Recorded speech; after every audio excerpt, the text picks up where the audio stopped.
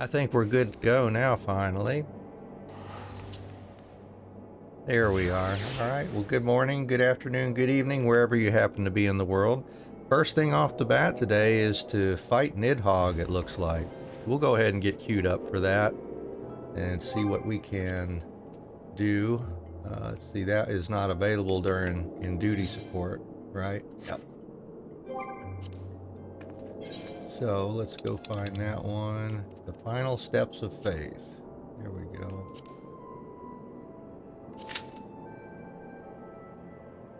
And while that's queued up, what we can try is working on some of our crafters and gatherers quests here as well. I think I'll work on gatherers here for the moment. Switch to miner and head over to foundation. See what's going on there.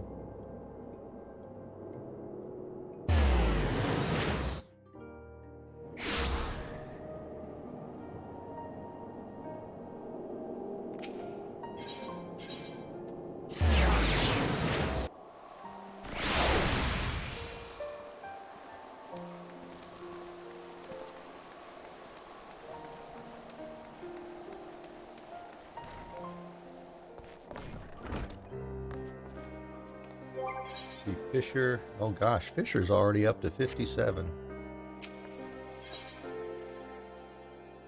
All right, level 55 quests now for them. Professor, I was just looking for you. Tell me, where do you find quality titanium? Maybe I should start at the beginning. House Thwarting is to take the van in a new offensive against the Dravanians alongside the Temple Knights. 'Tis a risky gambit, and they'll need the very best gear to succeed. Blades that won't blunt against dragon scale and armor that'll withstand Dravanian claws. Normal metal just won't cut it. Which takes me back to titanium. The smithies tell me it's the only metal that'll serve, and they need a proper reserve to armor all the knights. So, do you happen to know where we might find a goodly vein of ore? Your expression's telling me you don't. Well, it's a good thing I'm prepared then. Here, this is a sample of titanium ore. Take that to your guild master and see if she can tell you anything.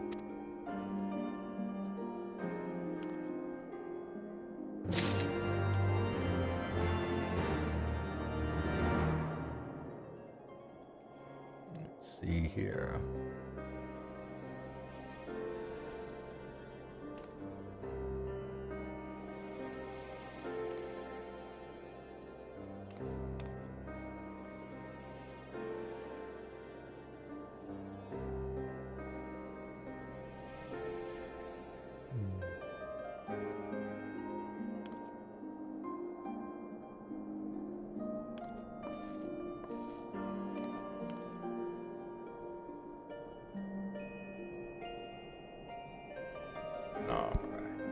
Sorry about that. Alright, so let's see, head over to Adalberta in Ul'dah. See what she's got to say about this.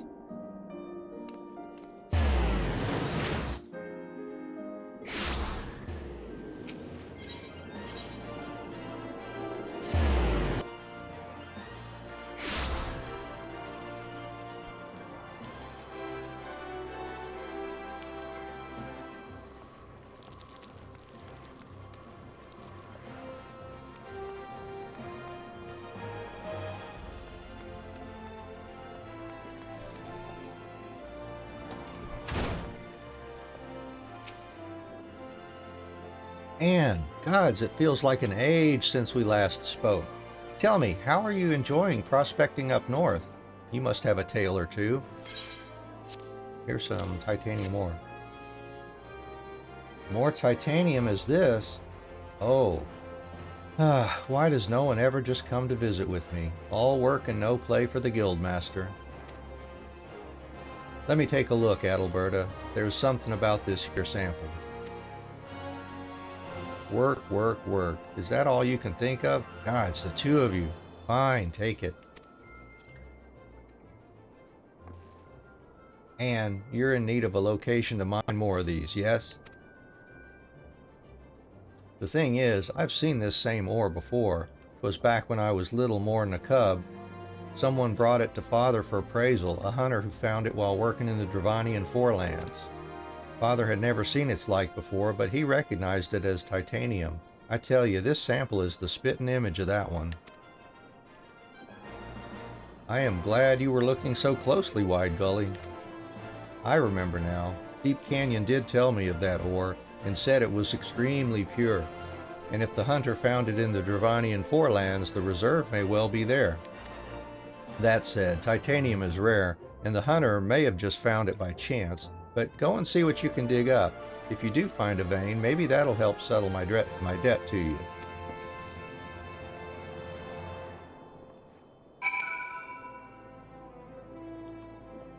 Alright. We'll have to return that now to Hamrick. I do have luck of the pioneer, or the mountaineer now. That is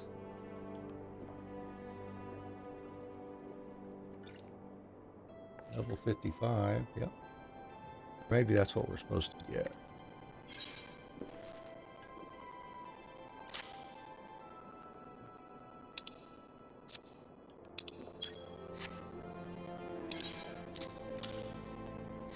Switch that there. Since botanist is up that high too, we should already have that one.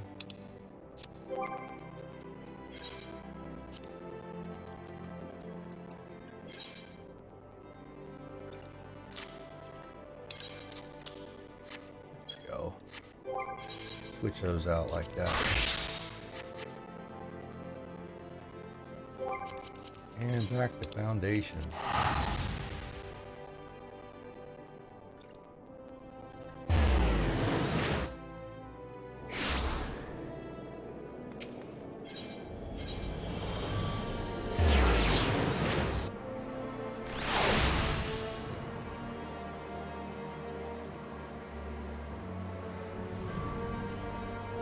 And we're coming up on 7 minutes into our queue for battle with Nidhogg.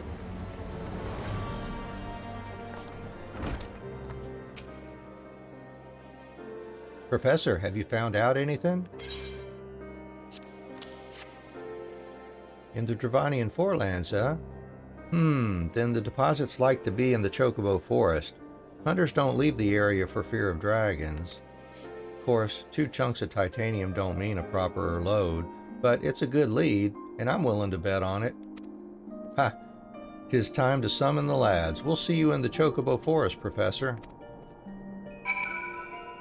Oh, we will head over there.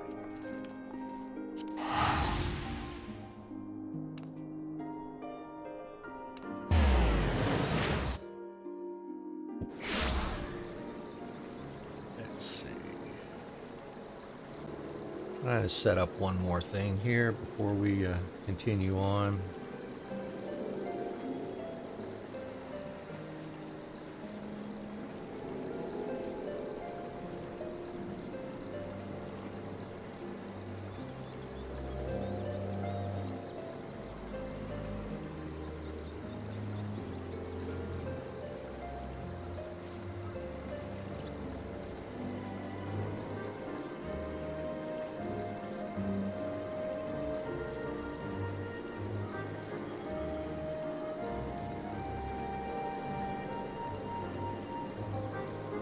There we go. That should do it.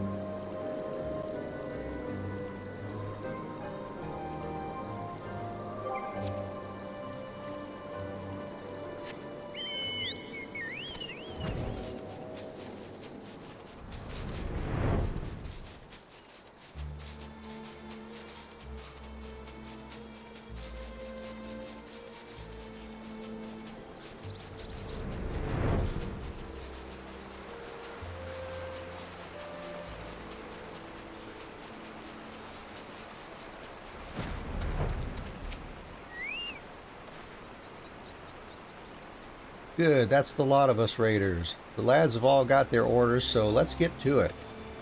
Captain, I don't understand. Why ain't you having the raiders, what know the lay of the land, guard our flank? Why? Why? That's a good question, actually. Muscles, you take the perimeter. Alright, Professor, you know the drill. If you can find 10 samples of titanium hereabouts, that'll be proof enough of a good load of ore beneath these trees.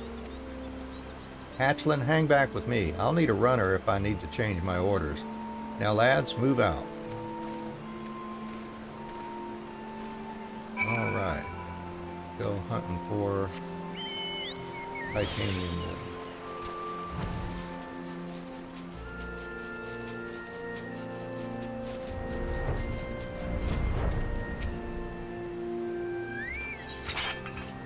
There's some there.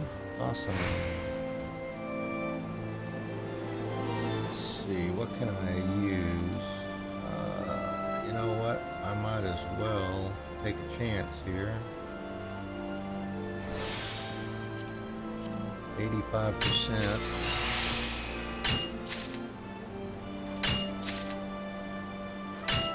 Alright, we got it.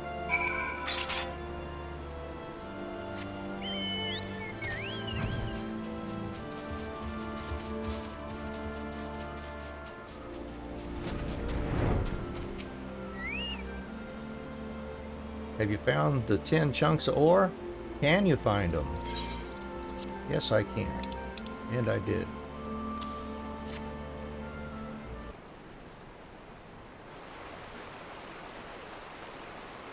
Ha! You've rightly earned your pay today, Professor. This ore proves there's a load of titanium here worth mining. And the lads have come through with little more than a scratch on them. I'll have my head held high when I tell the count. Slow down, Captain. Muscles ain't come back yet. Said he was going to clear the road home and went off on his lonesome. I've given Muscles leave to do as he sees fit. The man's never been beat by monsters or men, and his service record's spotless. He can handle himself just fine. Why do you keep me on bloody leash then? I've never been beaten by monsters neither. Aye, and if that holds true for 10 name days, I'll think on it. But if I let you off the leash now, you're like to get killed. You're just too young, Hatchland. Says you, Captain.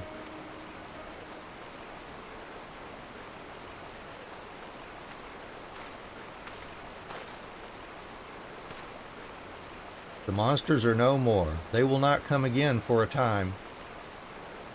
That's a good man, Muscles. Now, let's get back to Ishgard.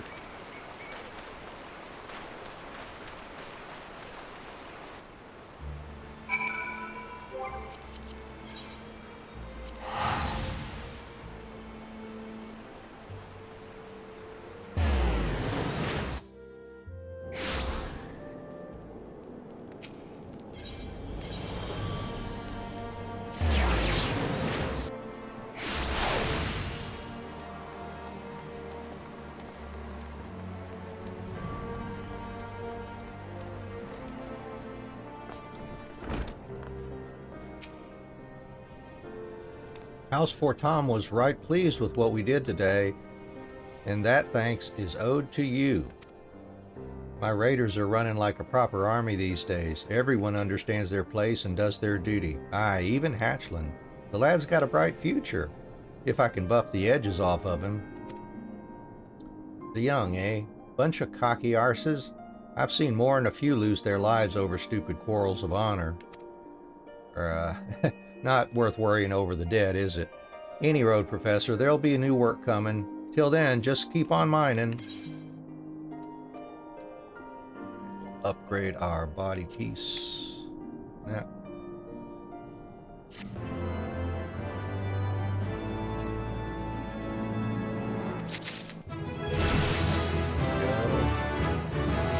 Almost high enough level to get the next quest there.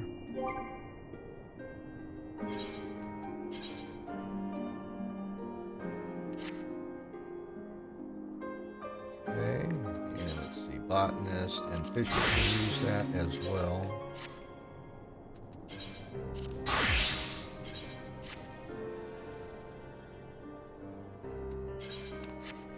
I will do the botanist one next, even though Fisher's right here. And let's see, we are 14 minutes into our queue for Nidhogg. It may take a while. This is not the best time of day to get into queues for big battles like that.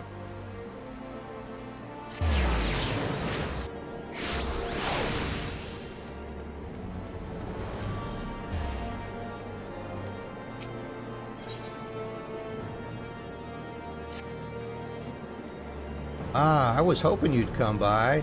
Basil has another task for you. Just so you know, I won't be accompanying you from now on. While you go about your gathering, I've a mind to do some gathering of my own for information here in the Holy Seat. Having said that, I will require a report from you afterwards, so be sure to remember all the juicy details. Now, off you go to Camp Cloudtop.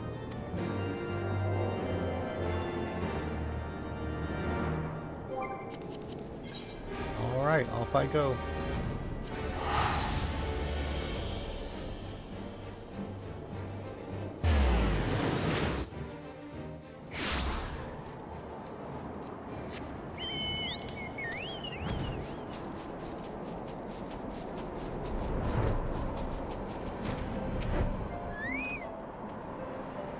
My thanks for your help the other day, and I'm pleased to report that the Cyclops onions are coming along nicely.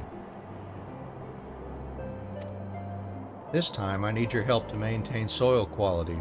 As you know, soil gradually becomes barren with continued cultivation. In order to keep it fertile, we normally grow crops of the bean family at regular intervals. Alas, such beans as we have in Kurthus refuse to grow here. Unless we do something, I fear the soil will cease to yield crops altogether. Is there aught you can suggest? Let's see. Try growing a Gridanian variety of beans. Ah, but of course! We've managed to grow Gizal greens from Gridanian seeds. Perhaps this success can be repeated with beans. I'm sorry to trouble you, Anne, but could you please travel to Gridania and consult Fufucha?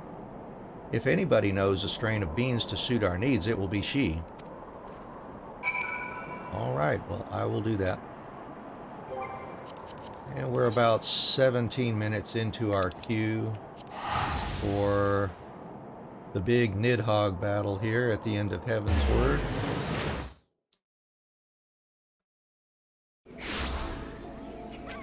And we'll just see what all we can push through here in the meantime, because we will have to take some time out at some point to get our crafters and gatherers up to 60, or around 60 anyways, or at least complete their Heavensward quests once we get through the full story of Heavensward before moving on to the next expansion. Ah, if it isn't the toast of the guild. Aye, I have read all about your recent exploits in the Raven. You have been away only a short while, and already you have achieved so much. We, all of us here, are very proud of you. Well, about some beans. Oh, embellished? Well, I suppose that is simply the way of Muji's profession, and though her words may have been flowery, I choose to believe that they are firmly rooted in truth. In any case, all seems to be well with you, and for that I am glad. Now then, was there something you wish to talk about? Yeah, beans. Cover crops for revitalizing soil, and those that will grow in the sea of clouds besides. This is a difficult order to fill. From my experience, I would say that Shroud Vetch would be best suited. Even so, it is not entirely ideal. Nay, it must be crossed with a Highland strain to create what Basil needs. Now, rather than crossing strains haphazardly, I suggest you seek the counsel of a specialist, that is, an Ishgardian native versed in the local flora. Show to him this bundle of Shroud Vetch, and he should be able to provide you with the name of a suitable match. As to where you might find such an individual, I dare say Muja will be the best person to ask. It is her business to know people after all. Alright, so back to Ishgard.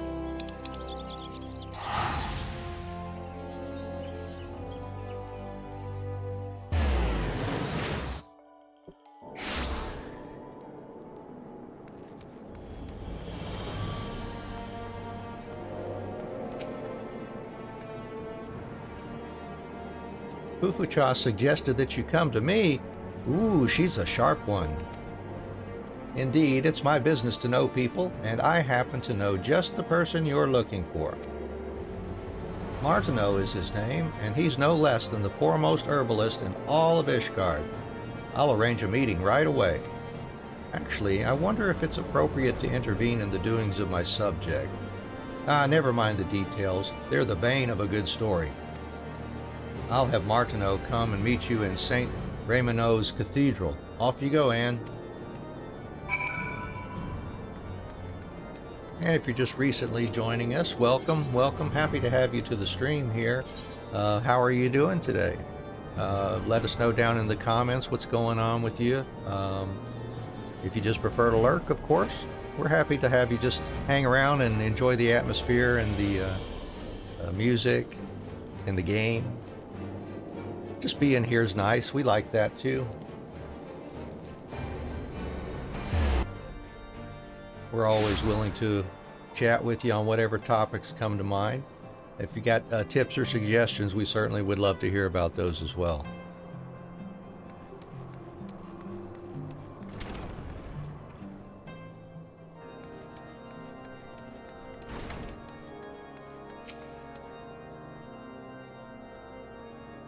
You are the botanist who wished to speak with me? You certainly appear capable, as your frenetic friend led me to believe. I always enjoy the chance to engage with fellow lovers of nature, and being a researcher, I welcome the insights of gatherers like your good self. But come, I am given to understand you seek advice on crossing strains of beans.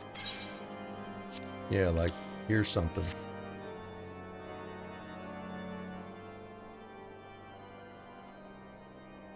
I had always held the Botanist's Guild in the highest regard. Seeing such fine specimens serves to reaffirm that sentiment. As Mistress Fufucha has already concluded, the Shroud Vetch will not prosper in the Sea of Clouds. It must needs be crossed with another strain to bring out its resilience. I would recommend Emerald Beans, a rare strain which grows in the churning mists. For your purposes, you will need perhaps 10 handfuls. And with that, I trust you know what is required. Should you have further questions, do not hesitate to seek me out again. Alright, Emerald Beans.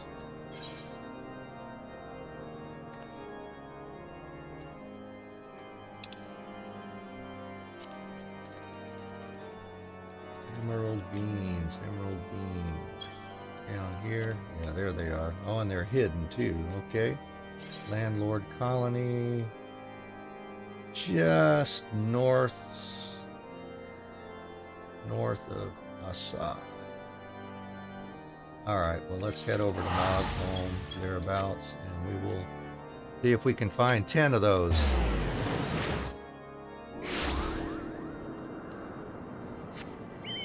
That'll be this direction. There's the big tower of Asa there.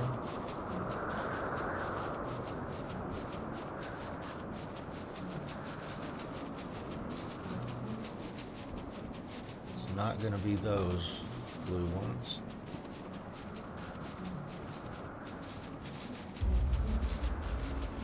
At least I don't think so. I think it'll be possibly in here. Here we go. Yeah, level 55. No emerald beans on that one. Add that to our log. Yep. And we'll grab some extra earth crystals for now.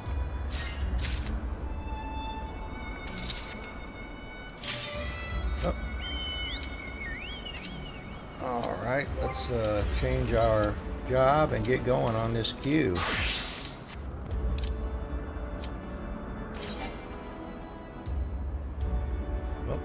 Party member withdrew. Let's see if it'll pop again here.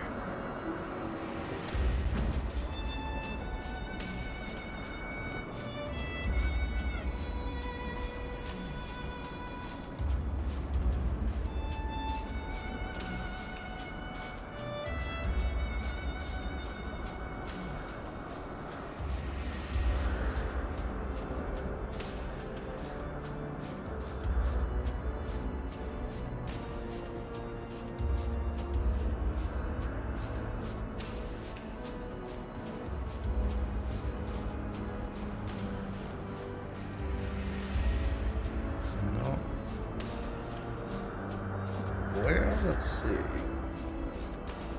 Alright, back to botanist then.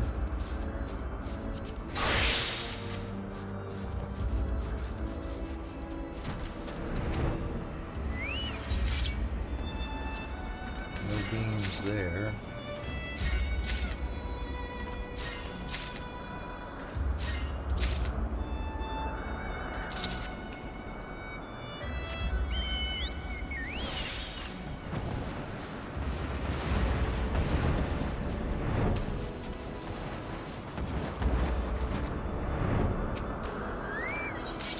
There's some beans. Alright, let's see if we can get lucky here with 88% and hit these. There we go. Got it. And delivered the emerald beans and shroud vetch to Basil over at Camp Cloud.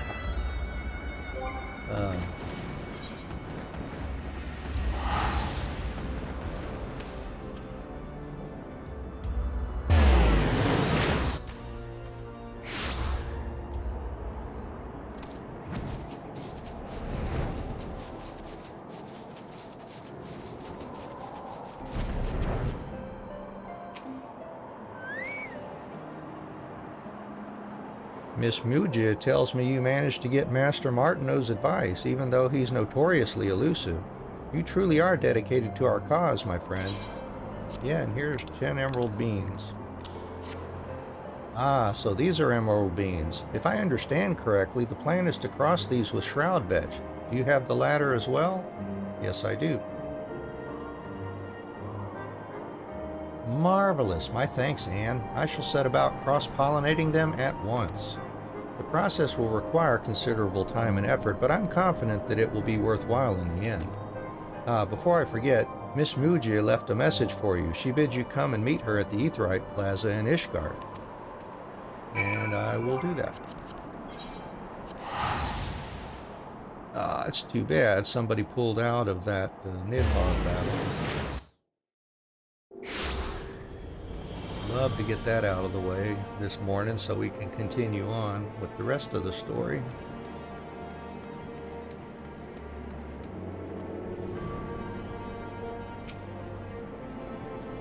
Welcome back, Anne, and good work. Not only did you help Basil solve another problem, you served as a bridge connecting the people of Gridania and Ishgard. In case you're wondering, I've already sent off the draft for the second installment in my series. It's bound to be as successful as the first, and there's not a hint of fabrication in there. Embellishments, certainly, but no fabrication. 2 nations, 1 seed. That's the title I have in mind. Simple but powerful, even if I do say so myself. Of course, my story is secondary to all your hard work. Basil's crops are coming along quite well, and it's in no small part due to your efforts. For his sake, please keep it up. And let's see, I will take, I think the gloves. Oh no, I'll take the pants. Yes. Go.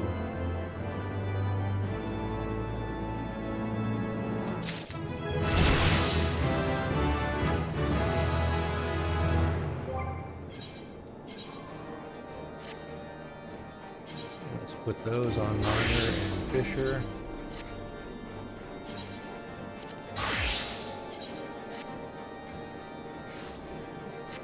Alright, now we've got fishing to do.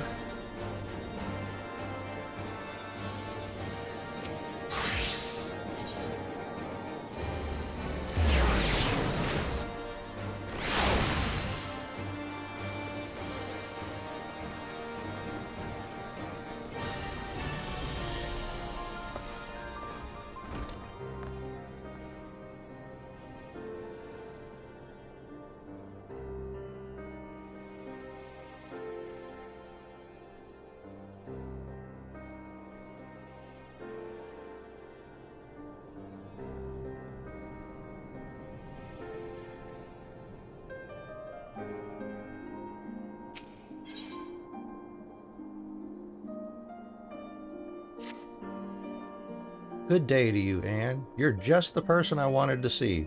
I'm sorry for foisting this on you without any warning, but could I ask a favor of you? You remember that girl, Raina, the one who you beat in the fishing contest? Well, she sent me a message saying she needs an experienced angler to come and fish her out of a spot of hot water. She's been trying her hand at a little chocobo hunting over in Dravania. She didn't go into the details, but it seems some problems cropped up that only a master fisherman can solve. I'd go and lend her a hand myself, but I've got some business of my own to attend to that's going to keep me in the city for the foreseeable future. Sorry to drop it in your lap like this, but would you mind heading over in my place and see what's going on? There we go. Thanks for taking care of this, and pass on my best wishes to Raina, won't you? Alright, well, we better get... There we go. Let's see if we get into this now.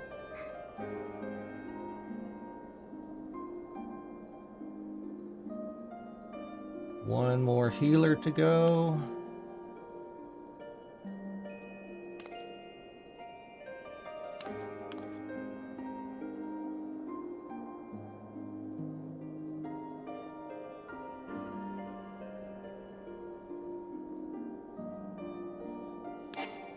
Oh no, somebody pulled out again. Well, there it goes. Another one filled, maybe.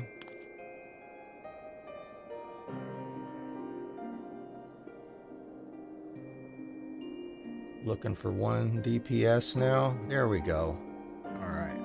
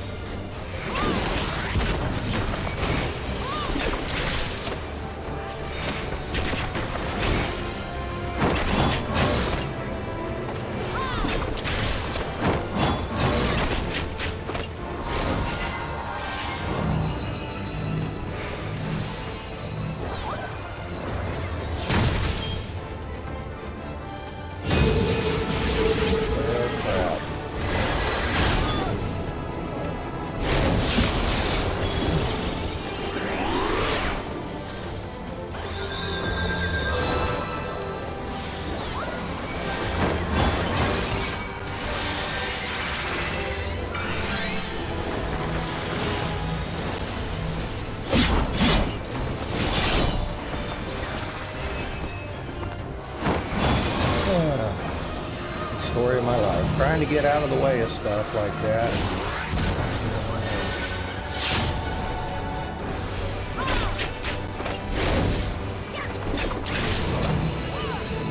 And here we go. Again, trying to get out of the way.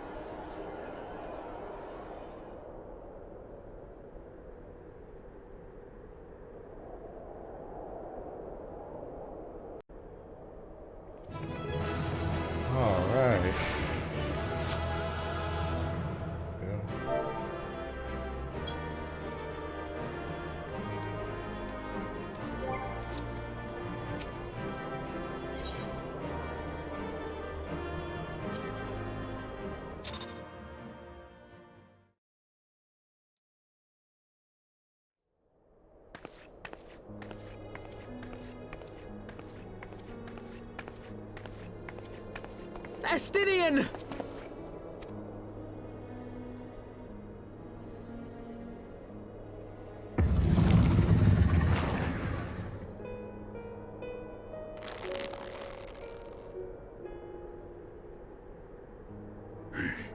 Is this to be mine end? Nay, I will not allow it. I am of the first brood. I am vengeance incarnate. I am Nidhogg. Thou shalt die by my hand.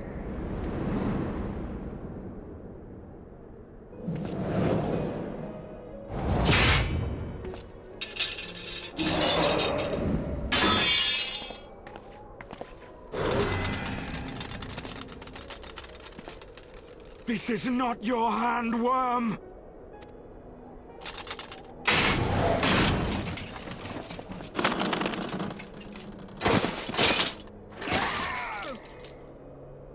Thou wilt obey! I would ask one last favor of you, Warrior of Light. Finish me, now, while I have the beast subdued!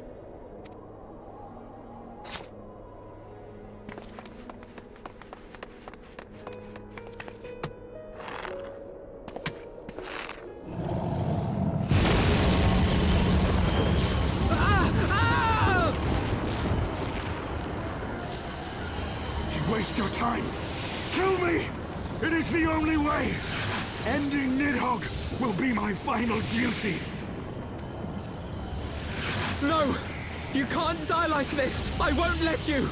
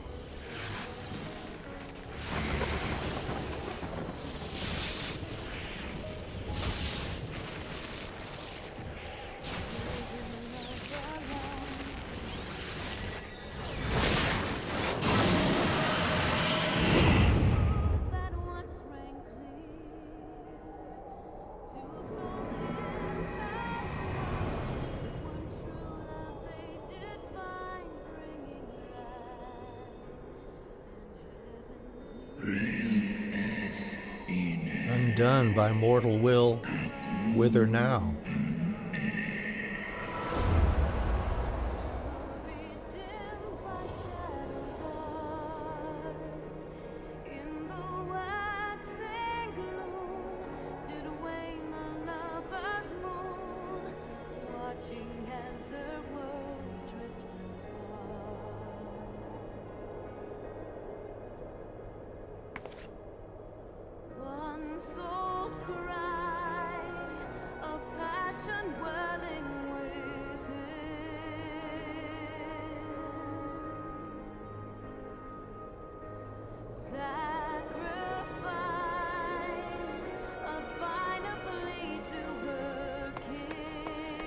The eyes!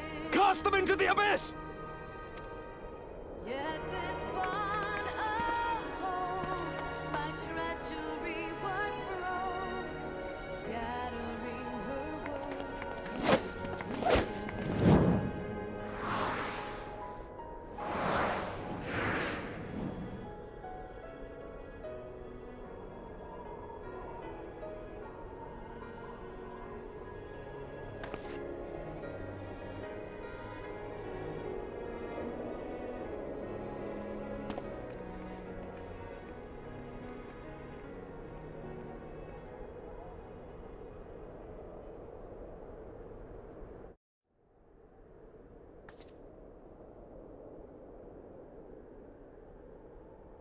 He lives. Ah, Estinien, my ill-fated friend. Lucia, summon the healers. I want them ready to receive him. At once, Lord Commander.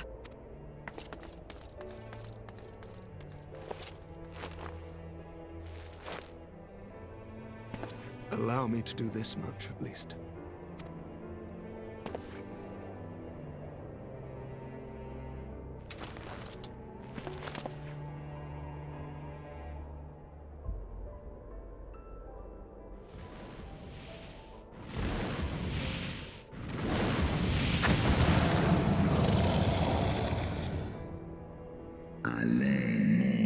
The Horde have sensed the fall of their master and scattered to the winds. You have my gratitude, Hraesvelga. Your deeds this day have saved a great many lives.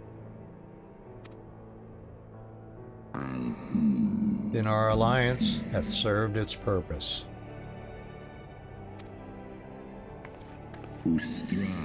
Thou didst wield the power I granted thee well. 'Twas thine own skill and not mine eye which earned thee victory.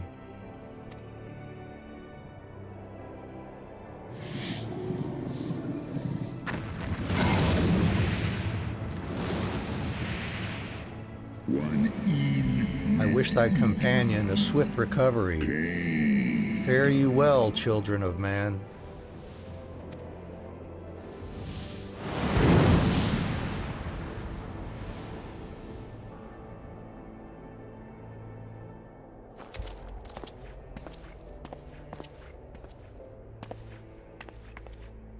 The battle is won. We can do no more for Estinien now than bear him home and wish him well, even as Hraesvelga did. The rest we must trust to the hands of the healers and the grace of the gods.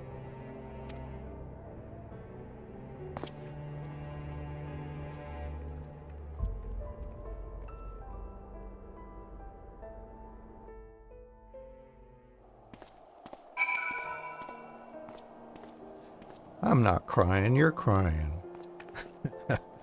That was a touching scene. Boy, when Xelphatol and Haurchefant showed up there to help him out, that brought back the feels all over again between those two. Alright.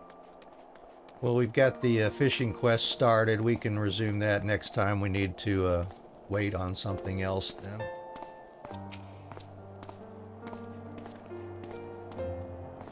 Through the haze of pain, I swear I sensed, but no. The past is done and we must look to the future. At long last Nidhogg is gone, his foul spirit cast out once and for all. I only pray that Estinien survives the ordeal.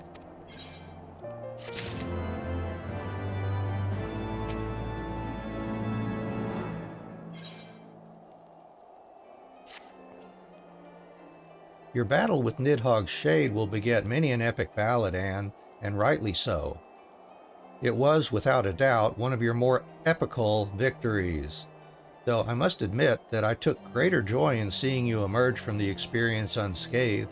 Well, yeah, except for that one tumble I took there in the middle. And not only for your sake.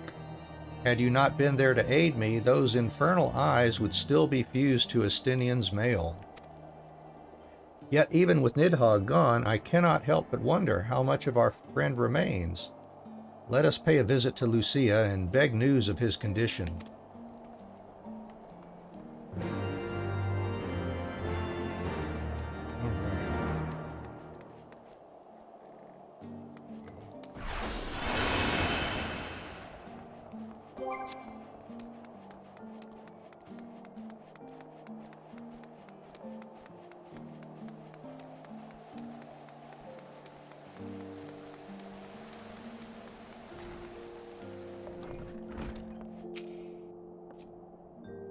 And, Master Alphino, my honored friends, as if winning Hraesvelgr to our cause were not enough, you took it upon yourselves to rid us of his brood brother.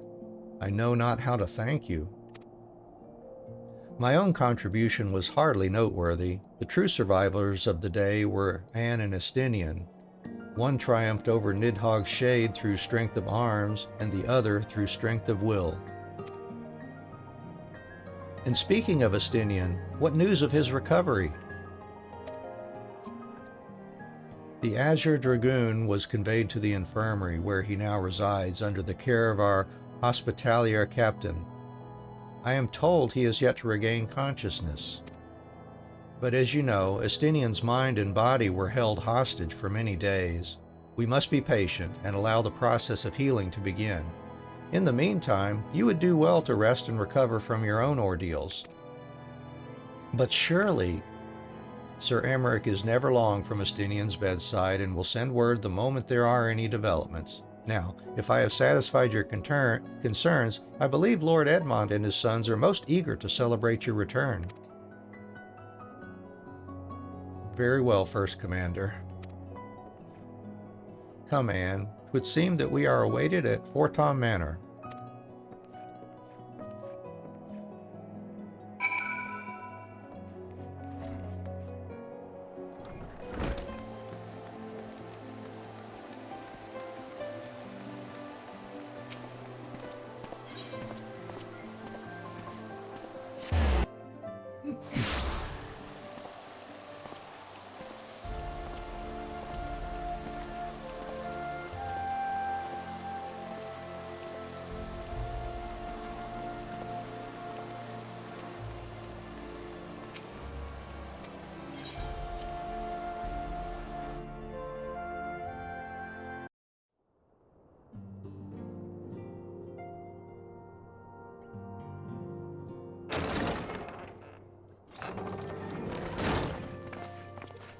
The heroes of the hour return. We but did our duty, my lord. It was the memories of fallen friends and not our heroism which saw us through at the last.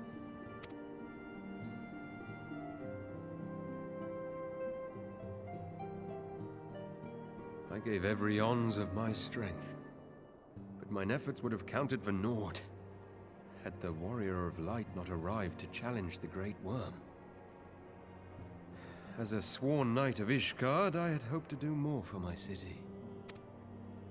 Well, we cannot all be heroes, dear brother. Let us put away our pride for a moment and revel in the valiant deeds of our comrade.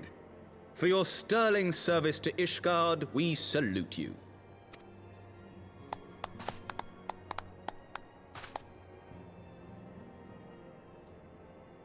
And while we're on the subject of valiant deeds, I believe I myself have earned some small measure of recognition. Under my watchful command, the ballistas of the Outer Ward struck down a veritable swarm of Dravanian invaders. My lord's command was certainly watchful. He bravely watched as the siege crews took aim, and continued to watch as countless wyverns met their end. Indeed, the ward's defenders proved so well drilled that my lord had little occasion to stop watching.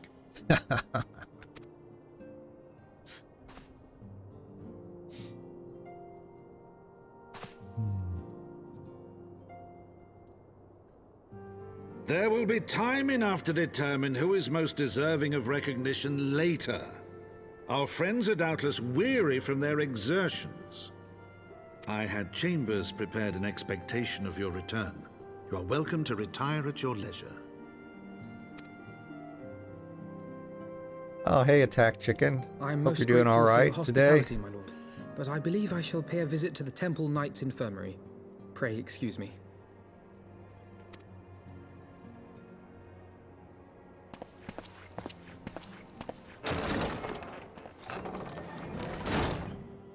Our Master Alphino has grown. The plight of his stricken brother-in-arms pains him more than his own hurts. In which respect he has come to resemble you, Warrior of Light. Go then, visit the Azure Dragoon, and grant him what comfort you may.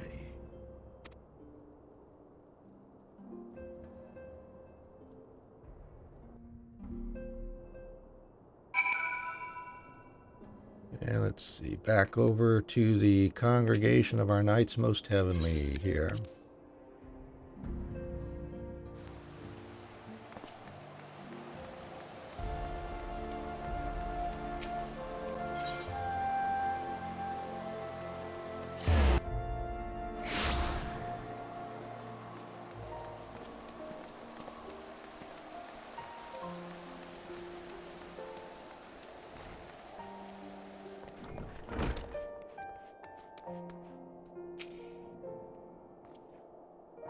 And my friend, what can I do for the savior of Ishgard? You seek Master Alphino? Ah, he came to relieve me of my vigil a short while ago. When he begged to sit at Estinien's side, I could not well refuse him. Though he would sooner faint than admit it, the boy must be exhausted by Hraesvelgur's trial and all that followed. Estinien is blessed to have such devoted comrades.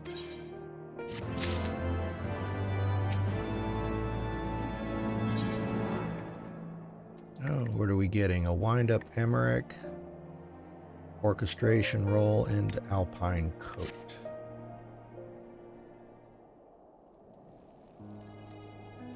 My own friendship with Estinien began some 10 years past, shortly after we joined the Temple Knights.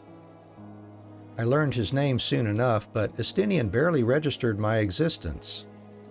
I was less a fellow recruit and more a shadow which occasionally darkened his path. And so I might have remained had fate not seen fit to intervene. While out on patrol, our company was set upon by a dragon, and we were the only two to survive. The experience forged a bond between us, as such life-threatening situations are wont to do. Despite our friendship, he remained an intense and solitary youth, wholly obsessed with claiming vengeance against Nidhogg. Revenge was ever at the forefront of his mind. Revenge for the death of his parents and revenge for his younger brother. I would venture that in Alphino, he sees something of his lost sibling. And in the ungentle chidings of Estinien, Alphino has found the elder brother he never had. Truth be told, Estinien's tactless observations have saved me from disaster more than once, and I can well understand Alphino's affection for him. He is a friend for whom I would gladly... Lord Commander, your presence is required in the infirmary. Is he? Tell them I am on my way.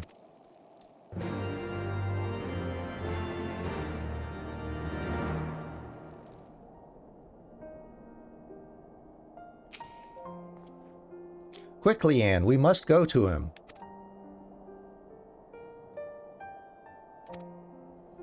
Bunch of cutscenes coming up here.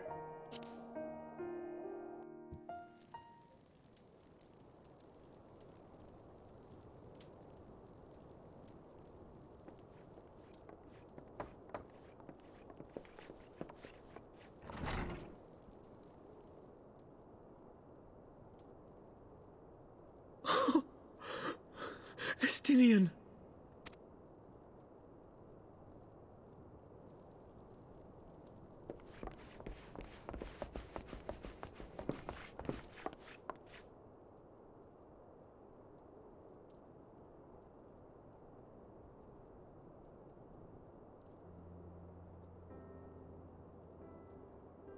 Cease your mewling, boy. It grates my ears. Forgive me. When I saw you awaken, I could not... It was such a relief. We feared you might never wake up. Now, Estinien. If Master Alphinaud thought any less of you, you would still be Nidhogg's plaything. Or dead. Aye, 'twas but a jest. I thank you, Alphinaud. And you too, Warrior of Light. Quite how you managed to persuade Hraesvelgr to aid in his brood brother's downfall I cannot imagine. But full glad am I that you did. Yet again, you have achieved the impossible.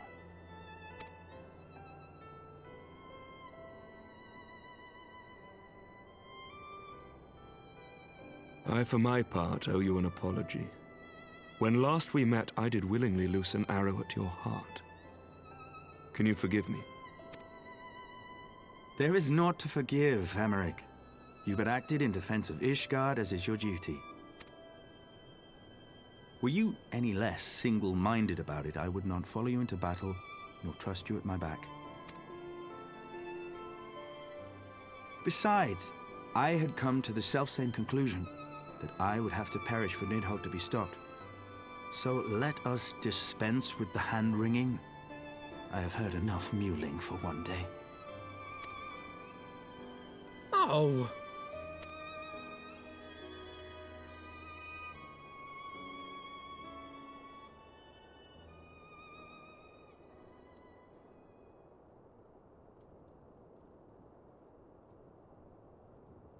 The tendrils of Nidhogg's foul presence bound up every fiber of my being, usurping my senses, but I yet retained some trace of awareness.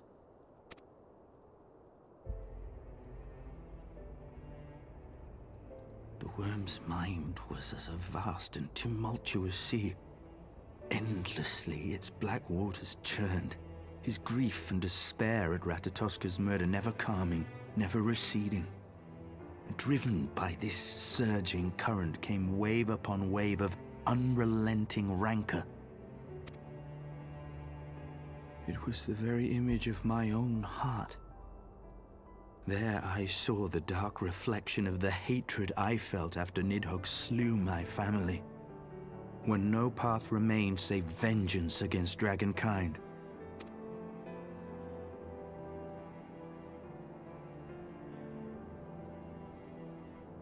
Neither one of us had a choice.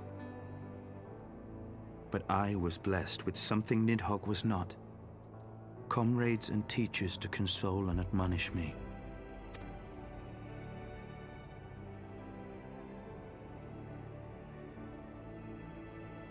Had I not had them to gainsay my obsession, it would surely have consumed me as Nidhogg's did him, and we would have been in all respects alike.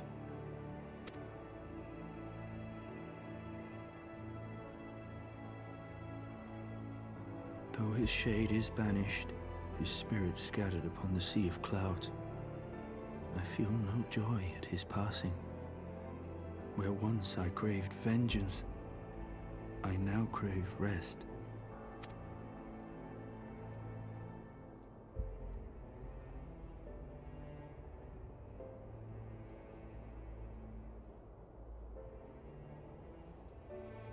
Lord Commander, my hunt is at an end. I would lay down the mantle of Azure Dragoon. My friend.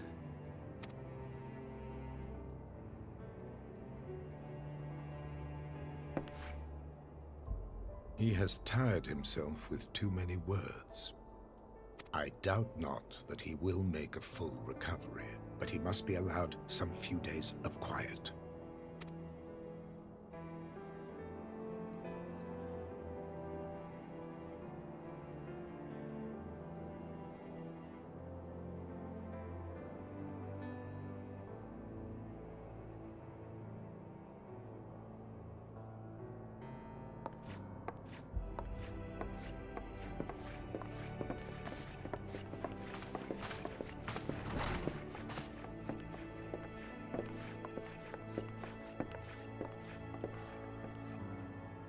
I too must see my path to its end.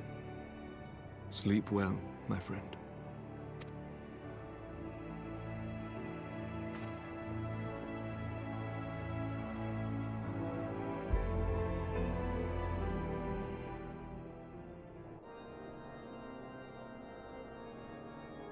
Following the battle with Nidhogg on the Steps of Faith, Sir Emeric called an assembly that he might make his final proclamation as acting head of state.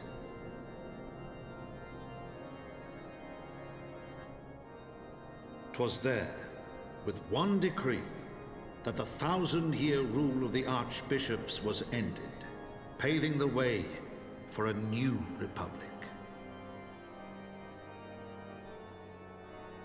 The governance of Ishgard would now be placed in the hands of high and lowborn alike, their ranks represented by the newly founded House of Lords and House of Commons. Church was separated from state.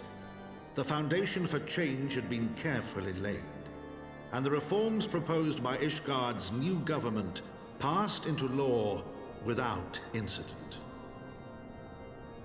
His duty done, Emeric de Burrell gladly stepped down from the Archbishop's dais, only to be raised unto the highest seat in the House of Lords.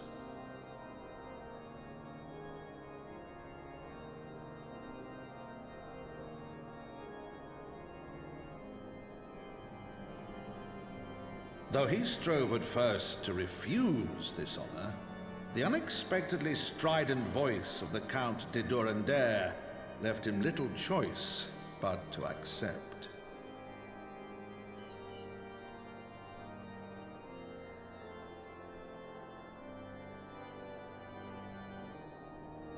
And so it was that the winds of gentle revolution came to stir.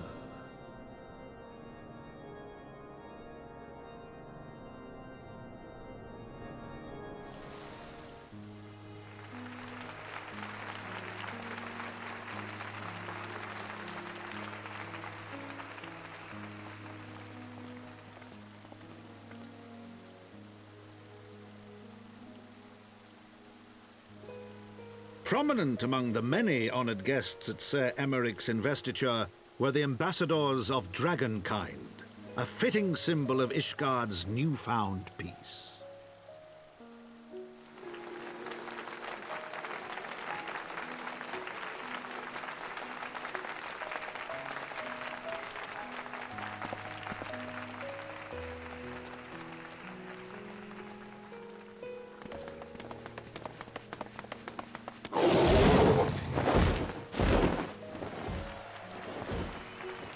The people looked on in awe as he soared through the heavens on Dragonback. And by their cheers did they hail him an Azure Dragoon for a new age.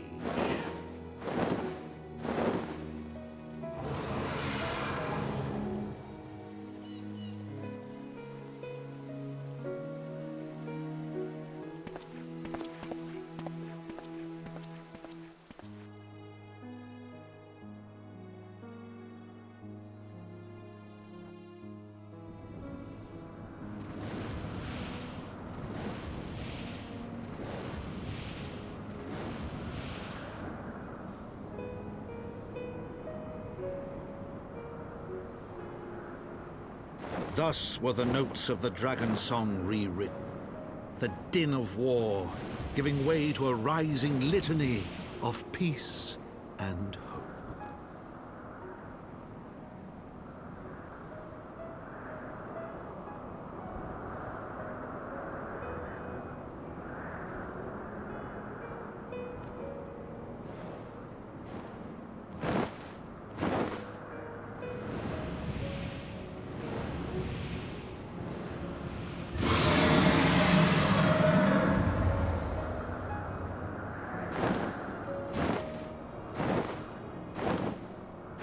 From the Memoirs of Count Edmond de Thwarting, Heavensward.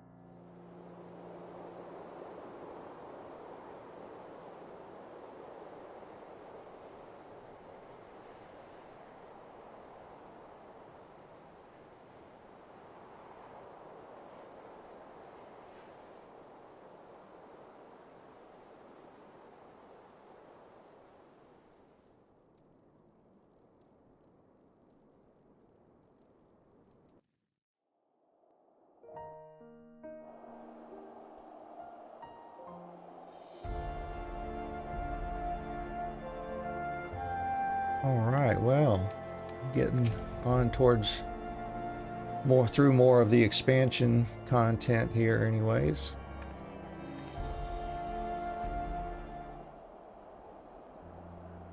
I was gazing out at the sea of clouds in an all too rare moment of idleness when I chanced to behold a certain hero wending her way towards the city on Dragonback. Welcome home, Anne. Nay, 'twas no grave matter that moved me to greet you in person.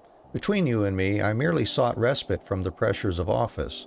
No sooner do I surrender my role as temporary head of state than I am burdened with a position of more permanent responsibility. I fancy that it echoes in some small measure the way you must feel when your improbable feats of heroism are rewarded with still more impossible challenges.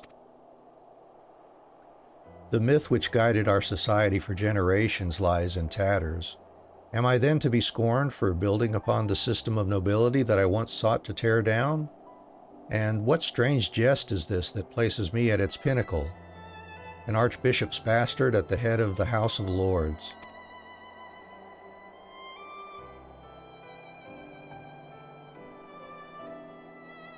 But these questions are for me to answer. It is not in man's nature to change overnight. This I learned through painful experience, and it was this hard lesson which convinced me to take the path which we now follow. Even as we rebuild the bridge between man and dragon, so must we reimagine Ishgard, one carefully placed stone at a time. We must remember that it is not for us that we lay this groundwork, but for the men and women that our children will become. May their towers rise proudly from the fundament of our legacy.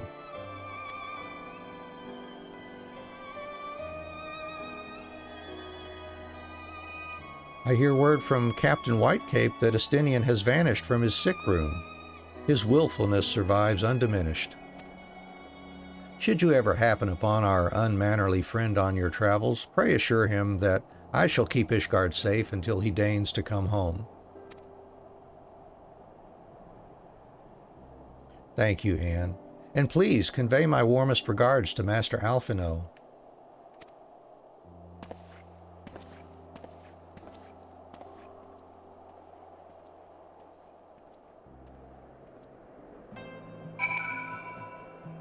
Yeah, let's see, heading back over to Thwarting Manor for Alphino.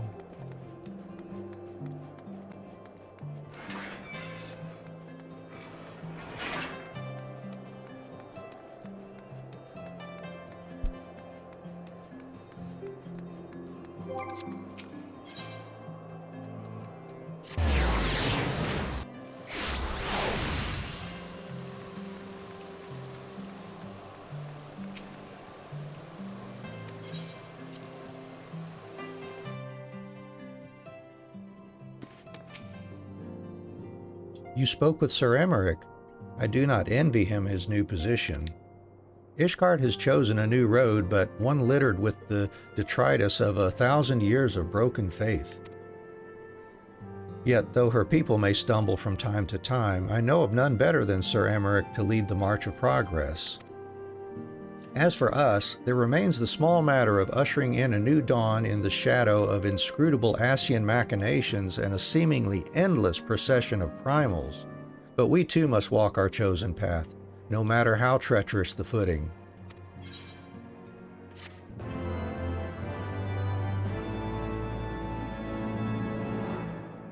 And new airship routes have been sanctioned. We can travel to distant locales from the landing in Ishgard now.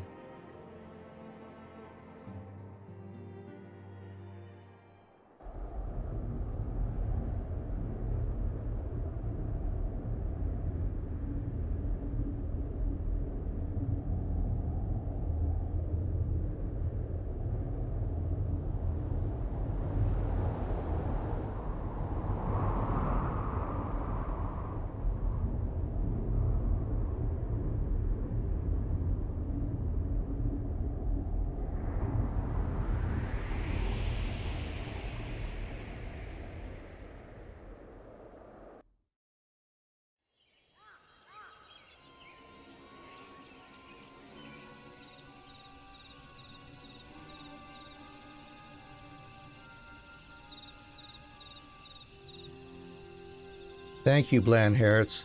Nay, you need not remain there. We shall rendezvous at the usual place.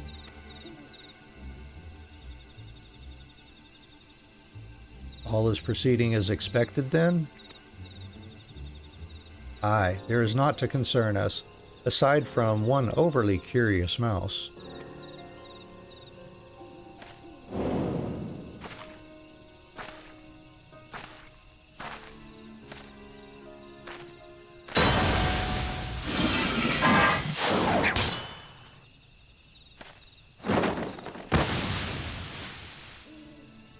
This way.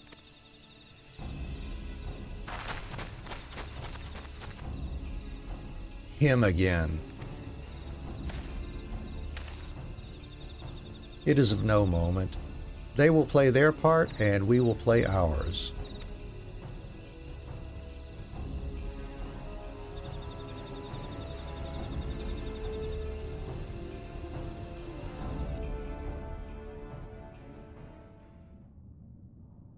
And thus did gray mists give way to azure skies, man and dragon rise above, voices joined in song. But beneath shrouded boughs, beyond the scope of light, shadow stirs.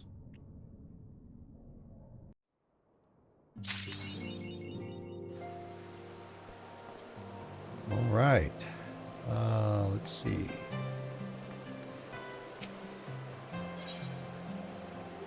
Oh, before I do that, let me clear up inventory here, learn a new song, and a new minion.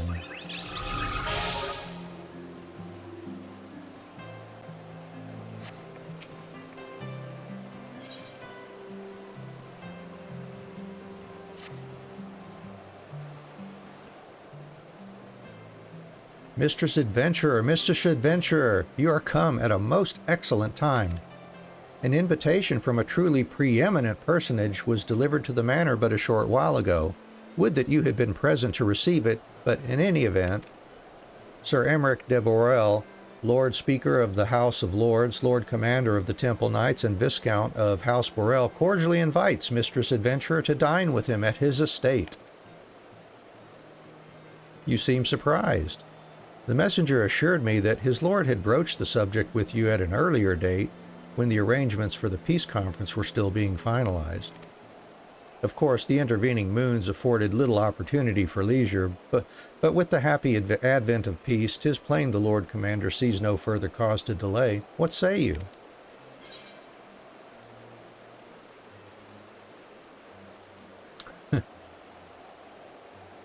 I would, but I haven't the foggiest what to wear. Any thoughts?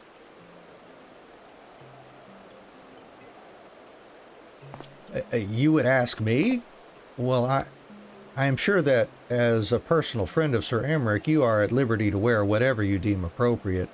That said, when in doubt, a man of note could do far worse than an alpine coat. At least that is what Lord Emanelaine has been heard to say. I assume the same holds true for ladies. When you're ready, pray report to the Astrologicum. A man of House Borel shall be waiting near there to escort you the rest of the way.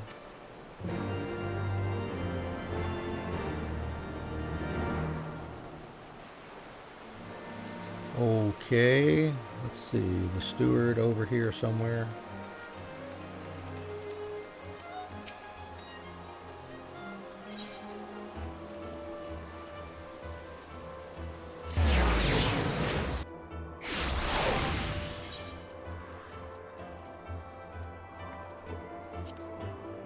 We'll hide our headgear for a while, I guess.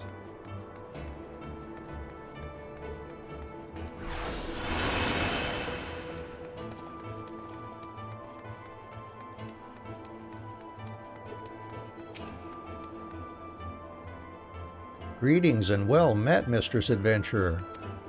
I have the honor and the privilege to serve as head steward of House Borel, though admittedly our staff is somewhat smaller than those of other noble families, being countable on one hand.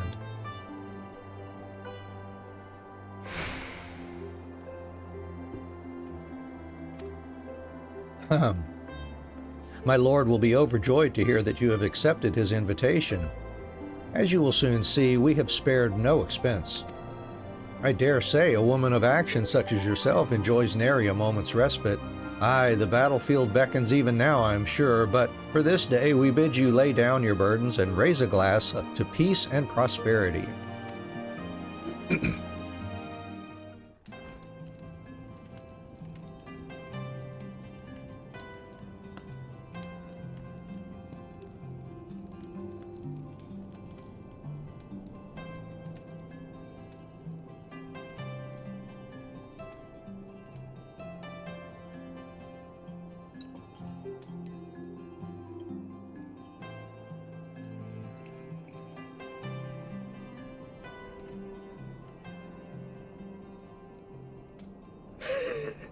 To think the Moogles would prove such harsh taskmasters.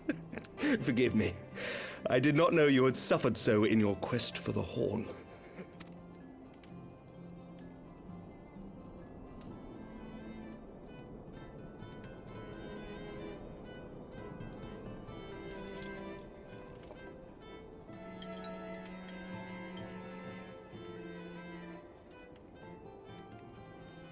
I must say, your spirited accounts always come as a welcome change from the arid reports which fill my days.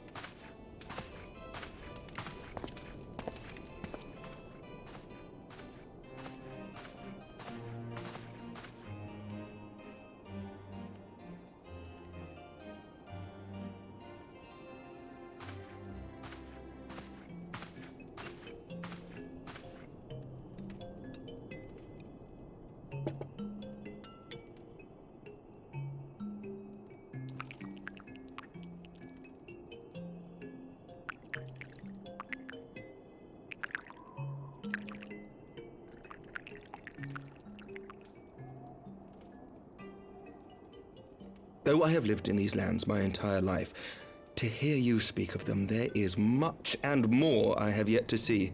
Truly, yours was a marvelous journey.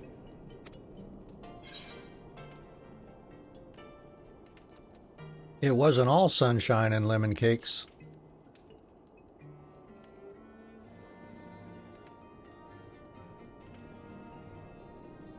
Nor would I presume to imply otherwise. Neither I nor any man alive can truly understand what you have endured, and I cannot say with any confidence that I would have acquitted myself as well under the circumstances, much less grown stronger for it.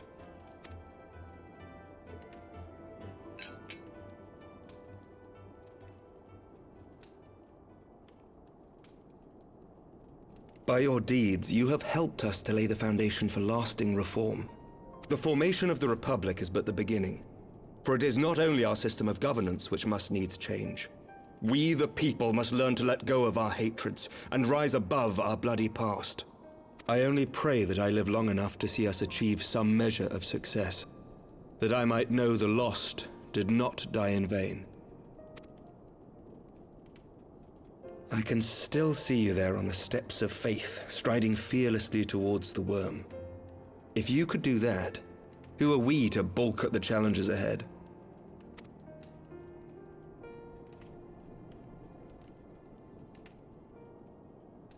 The question of how best to strengthen ties with the other great nations of Eorzea has been debated at length in the Lords and Commons of late. As you may imagine, maintaining stability during this period of historic upheaval is our paramount concern. Nevertheless, we are greatly indebted to the Alliance for their support during the Grand Melee, and it would be remiss of us not to repay their faith in kind. Of course, we owe you the greatest debt of all, and it is my hope that in extending our support to you and the Scions, we might also express our gratitude to our neighbors, nay, our fellow Eorzeans, whom we pray you will continue to protect. The Lords and Commons agree on very little, but not a soul in either house begrudges your order this offer of patronage. For all you have done and will do, we thank you.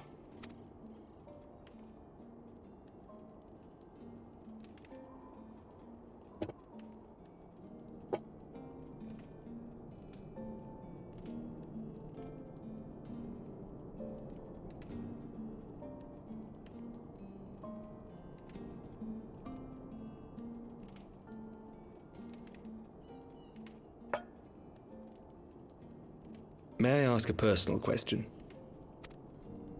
Now that the dust has settled, what will you do? Not as a scion, I mean, but what do you want for yourself?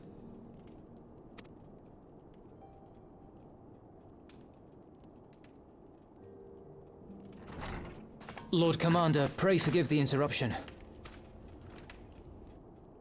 News from House Thwarting? An urgent message for the Warrior of Light. I was instructed to deliver it without delay. Master Thancred returned to the manor a short time ago, bearing an injured maiden. Master Leveilleur and Mistress Tataru are tending to her wounds, but they like not her chances. Respectfully, my lord, they have requested the Warrior of Light's immediate presence. You must go to them, my friend, and I shall go with you.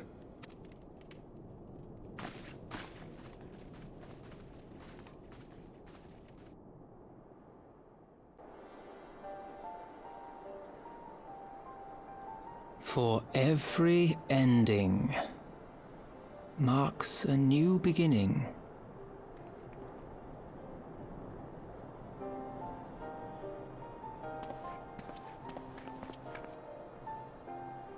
From tragedy and sacrifice, we rise to greet a new dawn, as did she.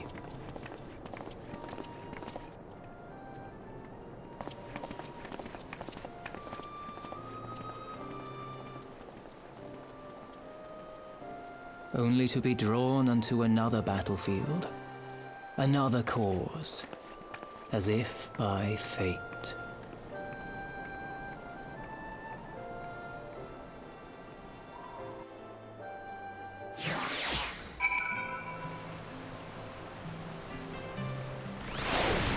I'm not sure who's talking there. Is that supposed to be Alphino saying that, or somebody else that I haven't thought of? That's kind of odd. Alright, return to House Thwarting.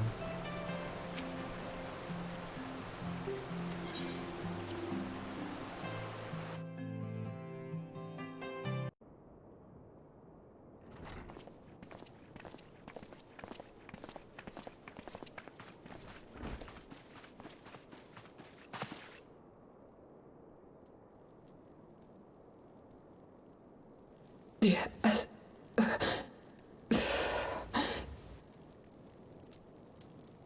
Is that... Yo, girl. Long time no see there. Man. Alize, Alphino's twin sister. She ran afoul of the Warriors of Darkness.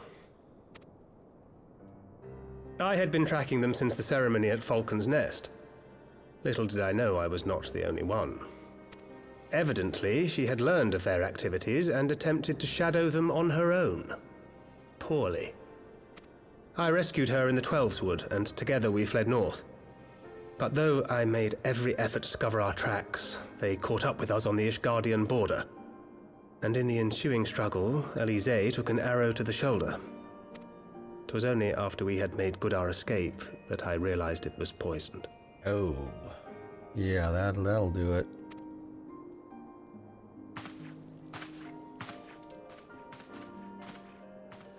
Thank you for coming so quickly. And you, Sir Emmerich. Think nothing of it. How is she?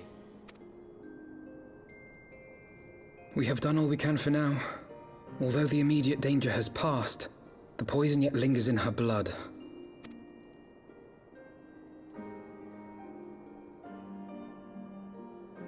We came to Eorzea together, hoping to bring salvation to the realm our grandfather gave his life to protect. But when confronted with the bitter realities of its politics and its petty powermongers, she was driven to anger and to doubt.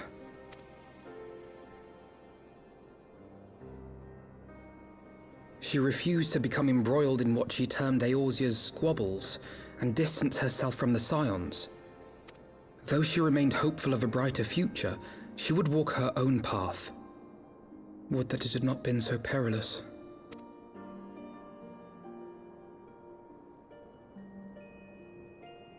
For all our differences, she's as dedicated as any Scion to the salvation of Eorzea.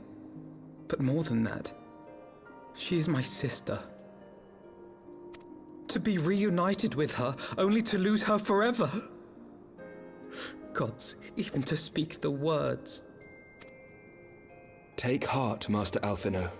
She will be attended by our most skilled chirurgeons.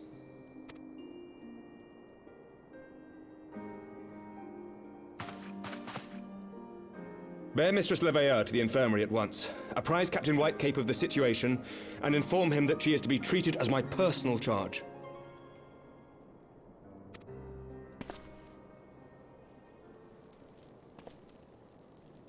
Wait, don't go.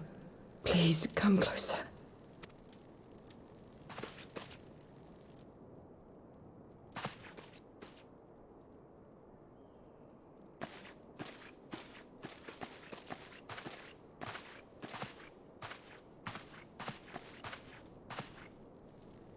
The warriors of darkness are in league with the Ascients. Slaughtering the Primals is but the first step in their plan.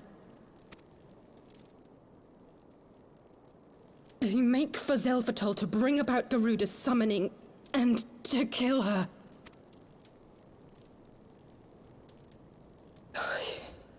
You must stop them.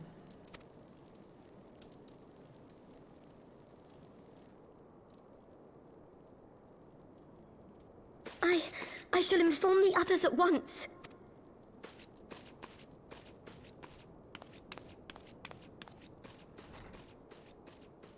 Master Thancred, I would ask that you accompany Mistress Leveilleur to the infirmary. Your knowledge of her injuries may well prove useful in determining her treatment. Of course.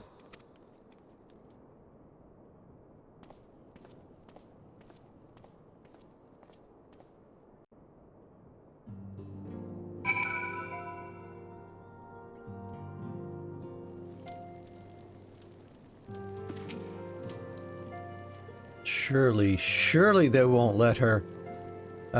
Yes, I know. We must trust in Captain Whitecape and his chirurgeons. Did they not bring Estinien back from the very brink of death? I am uncomfortably reminded of how he mocked me for praying at his bedside for days on end. What say you, my friend? Shall we turn our attention to a matter whose conclusion we yet have the power to influence?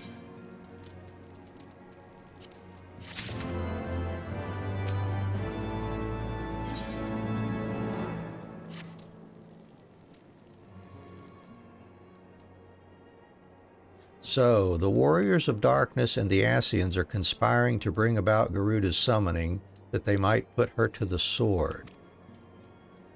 Then, when we first encountered them in Lothest Nath, when they were confronting Ravana, gods, has this been their aim all along? What do you intend to do, Master Alphino? There is much and more I do not understand, but I know this. A primal summoning cannot be ignored. Alice risked her life to uncover this plot, and we squander her gift at our peril. Anne, will you accompany me to Xelphatol and help me stop the Ixal's ritual? Absolutely. Given that Ishgard shares a border with the Ixali homeland, we have a vested interest in the outcome of this ritual. We have been willing to suffer the Beastman's intrusions into Curthan lands to a point, but the summoning of a primal is an escalation we cannot abide. You shall have our fastest airship, Master Alphino. The mountains of Xelphatol are not easily traversed, and this endeavor demands all haste. The gesture is most appreciated, Sir Emmerich, but I fear an aerial approach is destined to fail. This is their homeland, after all, and Ixali dirigibles are not to be underestimated. No, experience tells me the only conceivable approach is by land. I believe it would be wiser to cross into Xelphatol by way of the mountain pass east of Camp Dragonhead.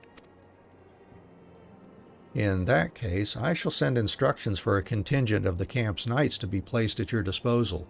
They will secure you safe passage through the mountains and escort you thence to Xelphatol.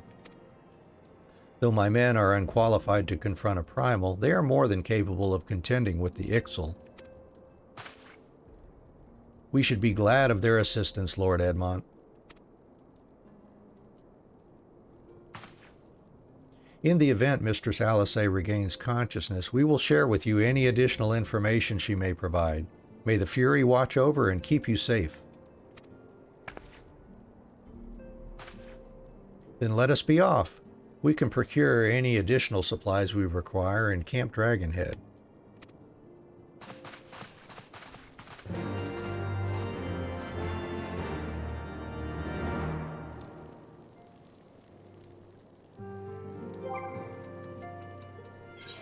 Let's see. Minion. There he is. Yeah, I want Sir Emmerich now for Minion. Oh, I can't summon there. Alright. Camp Dragonhead.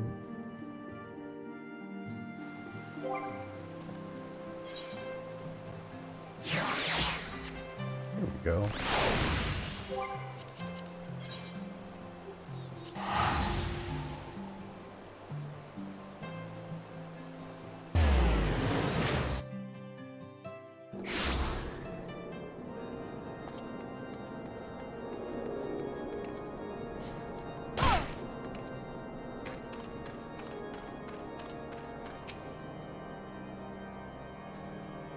Have you everything you require then? Excellent. The entrance to the pass is north of Natalan and due east of Camp Dragonhead. Though it is normally guarded by a score of Ixali warriors, I have been informed that House Fortam knights have already dispatched them. The enemy's gate lies open. We need but walk through.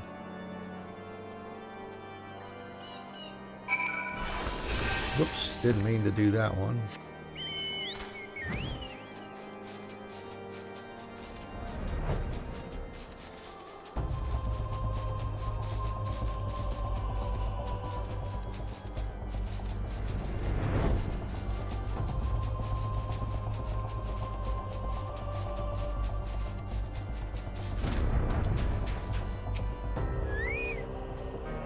Mistress Adventurer, Master Alphino, as you can see, the gate is ours. Be advised that our scouts are reporting increased activity around the First Mountain. Simply put, they are up to something and don't want anyone interfering. We stand ready to escort you to Xelphatol and aid you as you see fit. The enemy will be thick on the ground. Upon arriving, let us advance with care as we search for the site of the summoning ritual. If the gods are good, we should only have to contend with the Ixal, but if they are not, we may be forced to do battle with the Warriors of Darkness. Oh, this one's got duty support now too. Well, that ought to be interesting. Let's give that a shot. And what have we got here? We've got, Alphino's going to be our healer for this one. And we've got a knight and a banneret. I hope they've got more than their basic jobs figured out there. All right, let's go for it.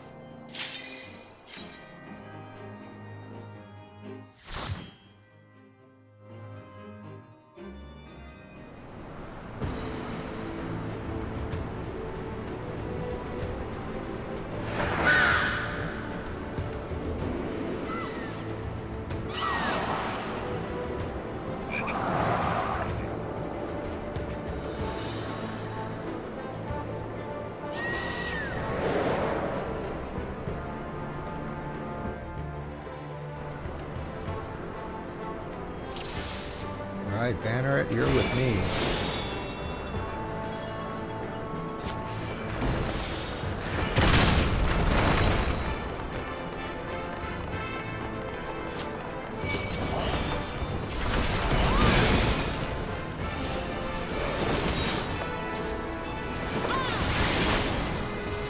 Focus. Release!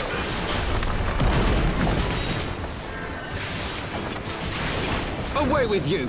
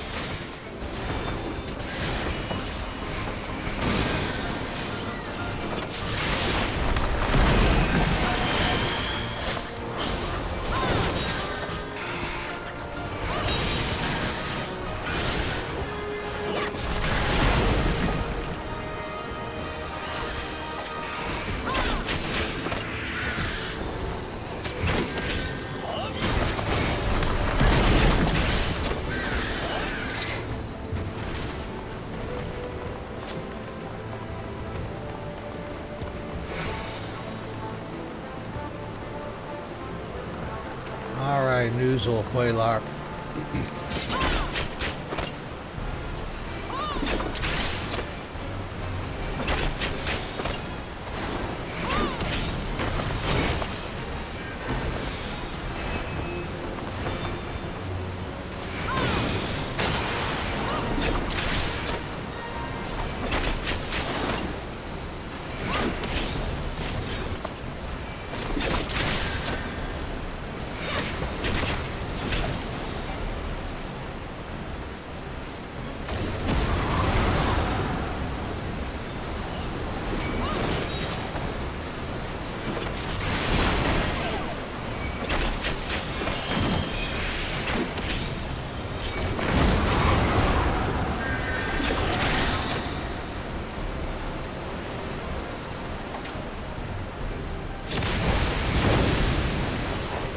For the House of Leveilleur!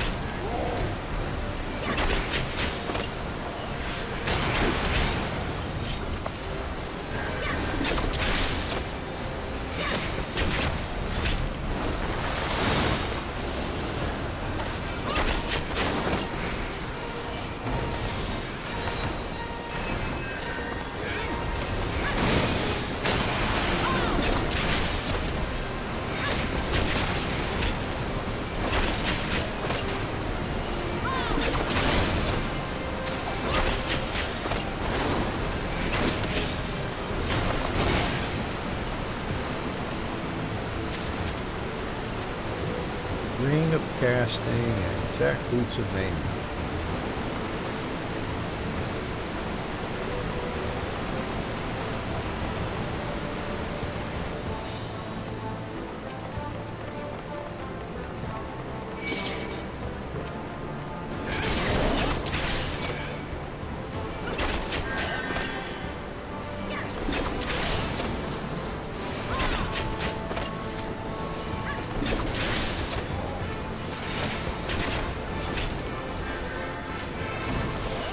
Away with you!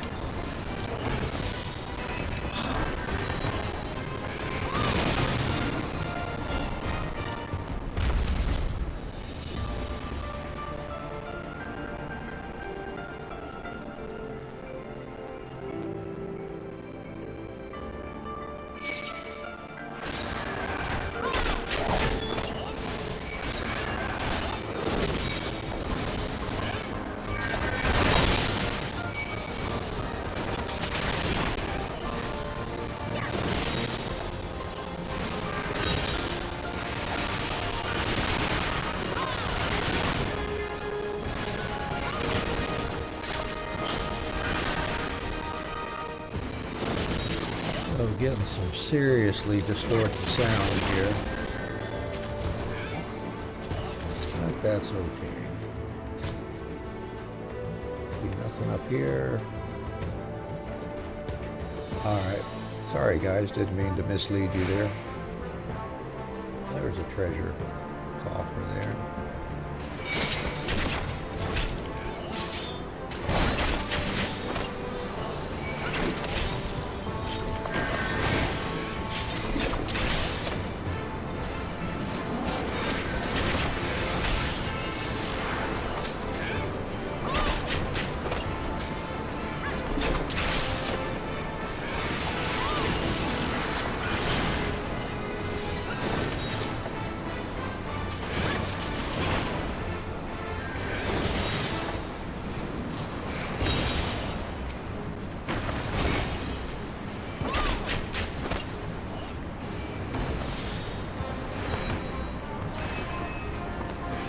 keep forgetting to refresh my dance. Oh, a bone key. There we go. That's what we want.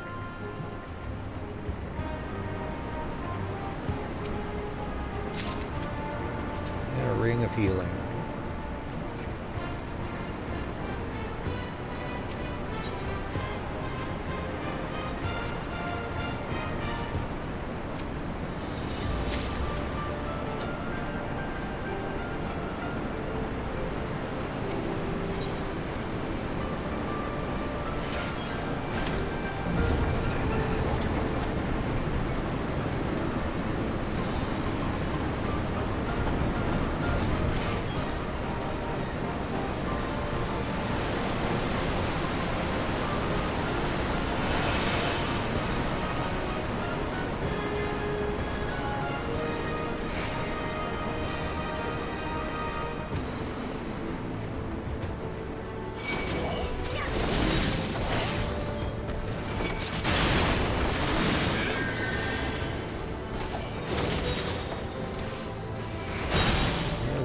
Get caught in that. That looks nasty, falling on those spikes.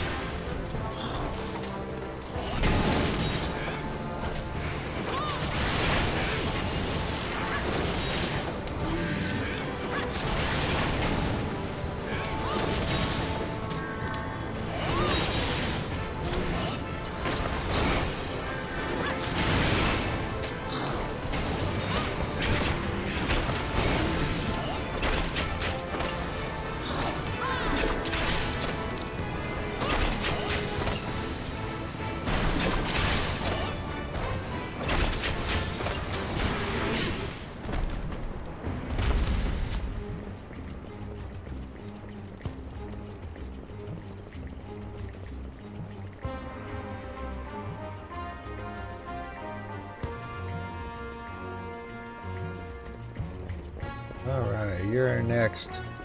Dotoli Psylocke.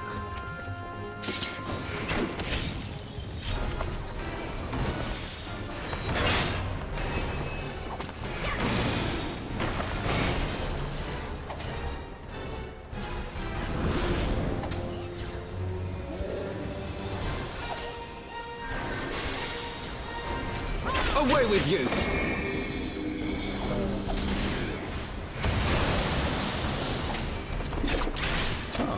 Interesting. Arm's length works against that. That is very, very interesting.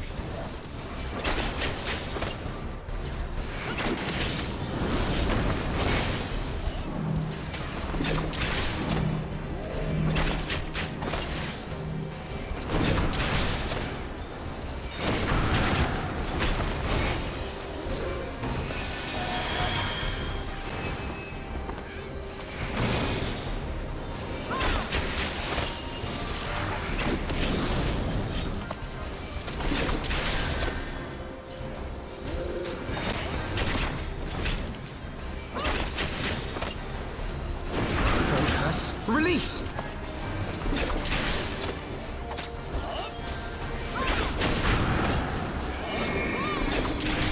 And I don't have it up again, so we're gonna get blown this. Ouch. Oh, I didn't position myself there for that rail. Alright.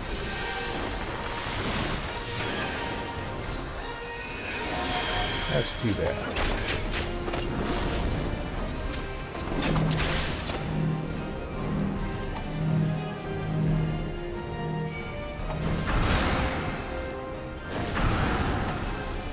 Away with you!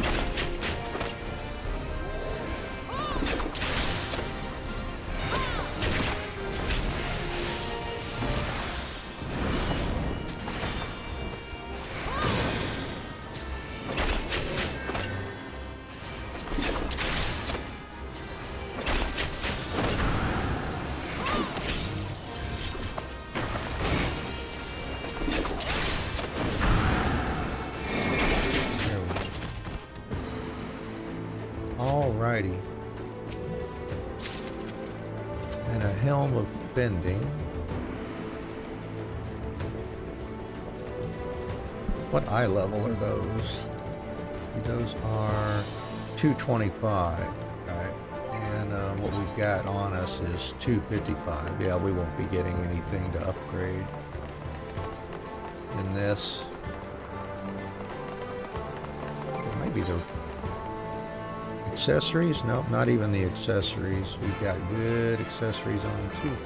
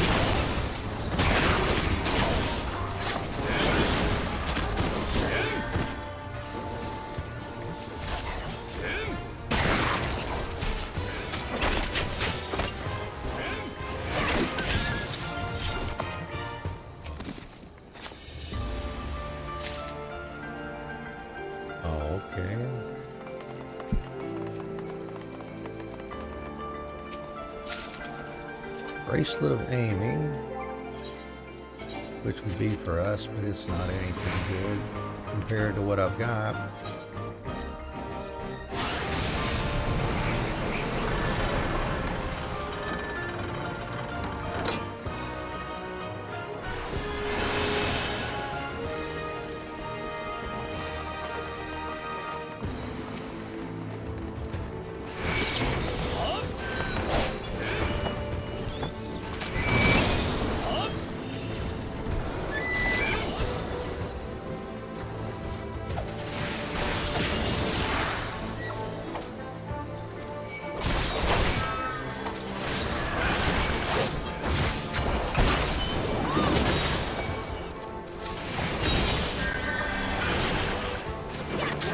Away with you!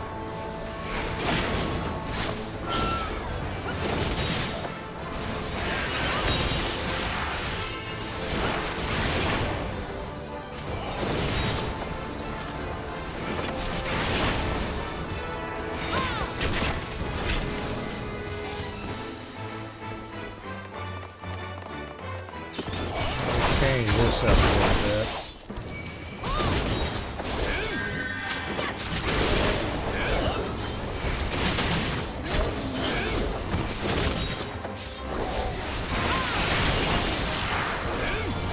Away with you!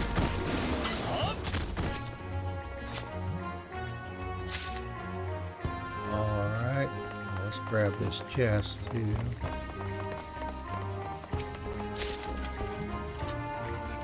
Earrings offending.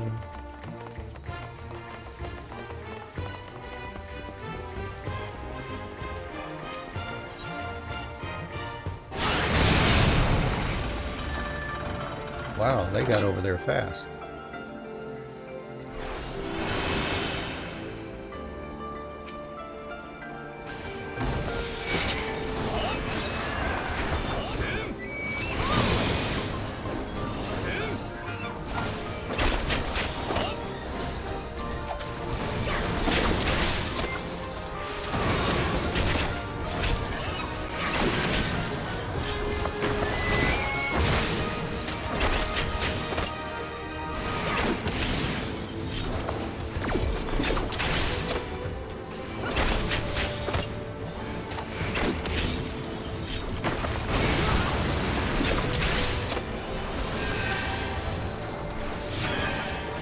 Away with you!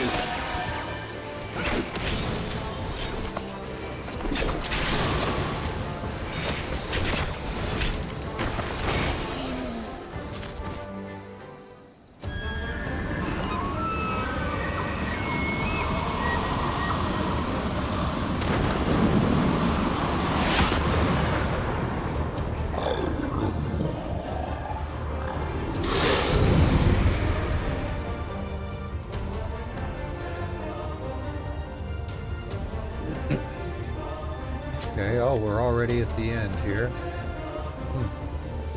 Okay. Xelphatol. It's your turn now.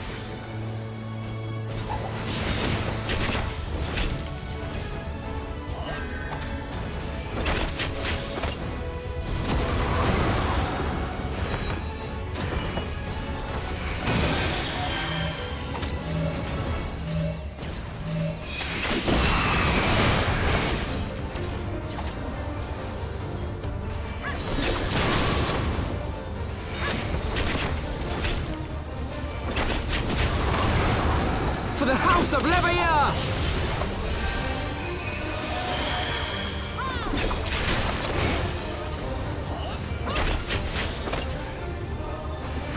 Garuda again.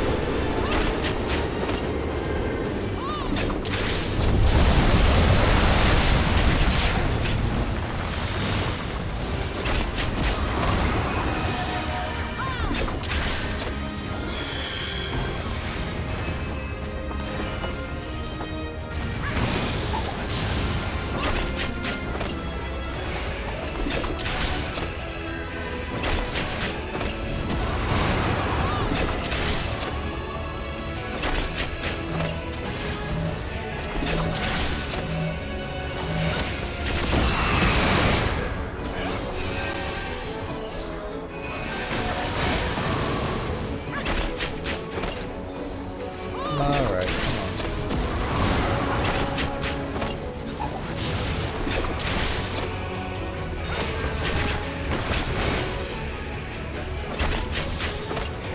Summon one more time. That's fine, you can do it.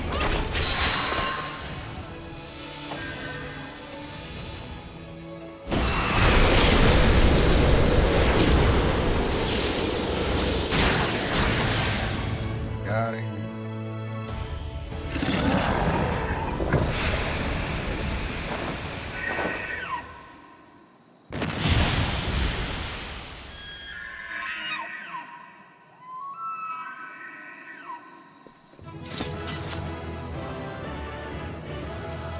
Yeah, they did change that one up a bit.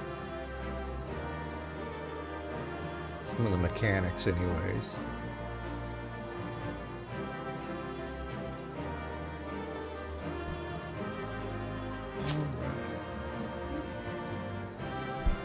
Sorry about that. But this gives us a code of aiming. See what that looks like. That's kind of cool looking, I guess. Possibly useful for fashion at some point.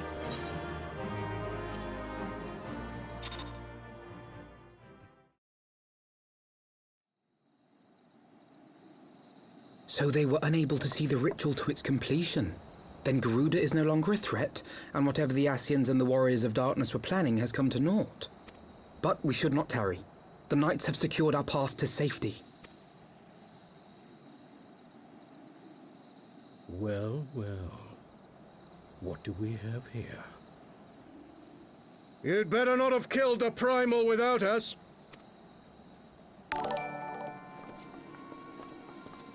Oh, hey, Meru Embers, thank you very much for the follow. I certainly appreciate that. How are you doing today? Hope everything's all right with you.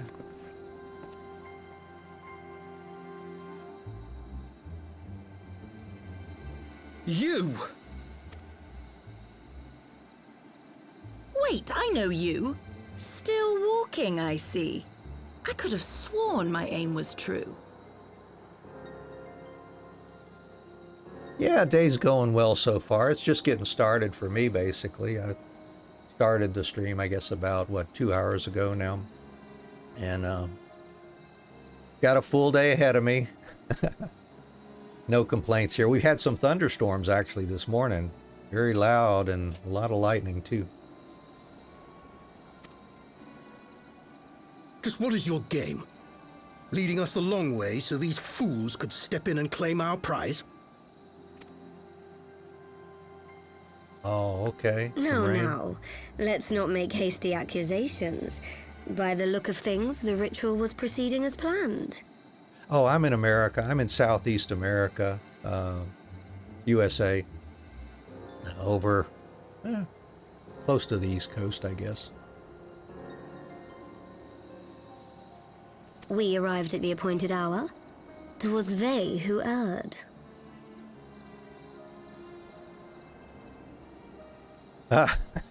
Did we send it north a bit for you there? Oh, well, as long as everybody survives okay and gets through it, I hope that's the case anyways. It is hopeless. We cannot face them all. Do mine ears deceive? A boy! So that's the way of it. Twins! You had me worried for a moment there. Oh, yeah, definitely. Yeah, this will be good for the flowers. I'm finally, well, I shouldn't say finally finished with the cold weather. Who knows what could happen in the next few weeks. I mean, we've had snow, not often, but sometimes at the beginning of April even, so. But I do hope the cold weather's done for and we're back to letting spring move forward as it should at this point. Know that I will happily make it quicker for you, if you just stand still.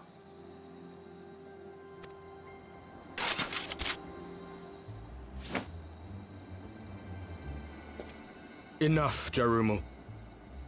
We wouldn't want to upset the man in white with any unnecessary bloodshed now, would we?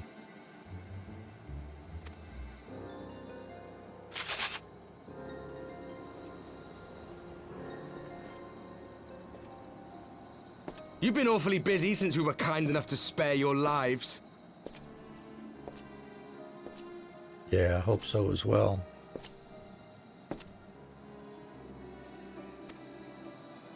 While you were idly consorting with the Ascians, you mean? 7 hells!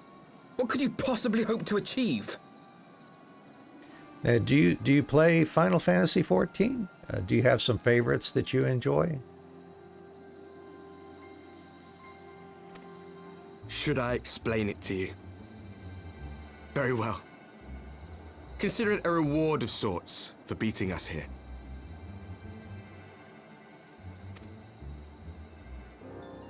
You know the tale of Hydaelyn and Zodiac, I take it? Of the Great Sundering and the reflections it created?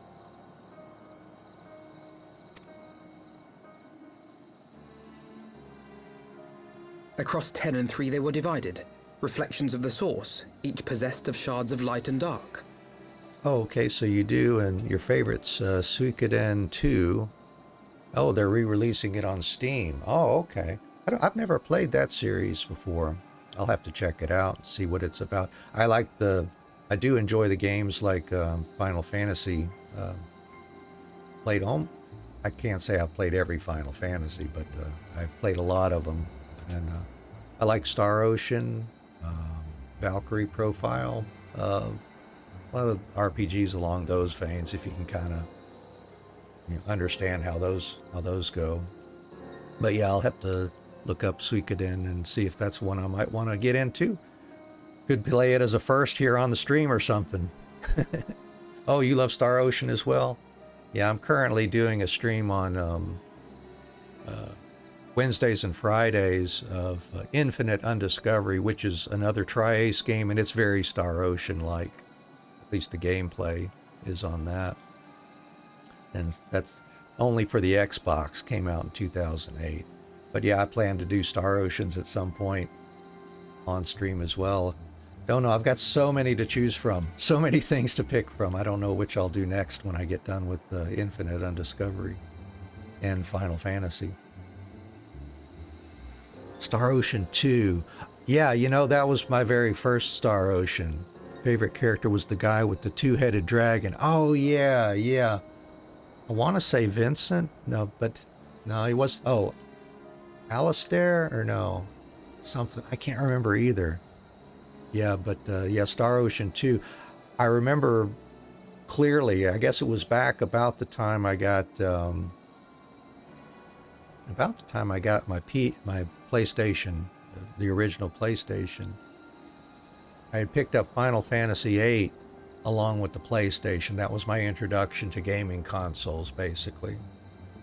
And about that same time, I went back to the store shopping for more games. Oh, Ashton. Yeah, there you go. That's it. Yep, Ashton's the name. Good call. And I found Legend of Dragoon, which I love tremendously. I'm glad we can play that now on PlayStation 4 and I guess 5 as well. And I picked up Star Ocean 2, both of those about the same time, shortly after I had played Final Fantasy VIII back at that time. And of course I picked up Final Fantasy 7 once I was more understanding of what was available at that time for the console. So yeah, Star Ocean 2, big memories. Oh, okay, yeah. I don't have PS5. I've got a 4. I don't know if I'll ever get a 5 anytime soon. But yeah, Legend of Dragoon. I'm looking forward to trying that one out again as well. Just so. One of those reflections, the one nearest to the source, is our home. And we were the heroes blessed with her light.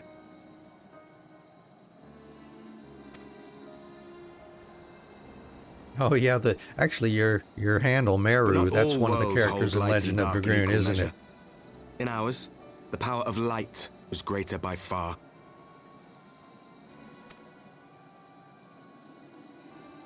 So the Ascians, who once threatened our home, were no match. And they fell before us, one after another, till none were left. Victory, we thought. And then came the light. A flood of pure, blinding radiance, annihilating shadow and color and life itself. Ere long, it will consume our world, leaving naught in its wake but blank perfection. That cannot be. Do you honestly expect us to believe such a story? Believe what you like. But it has happened before, on a world far removed from ours. The 13th, which was swallowed by the dark and transformed into what you call the Void.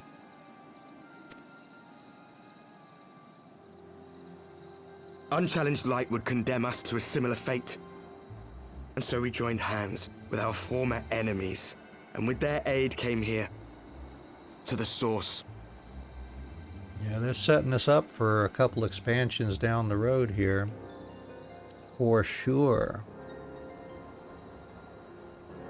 I assume since you play, have you already gotten to the end of Endwalker? Oh, okay, cool. Yeah, this is not a spoiler-free playthrough, even though I'm not skipping anything. I think I've played through this probably, geez, I don't know how many times.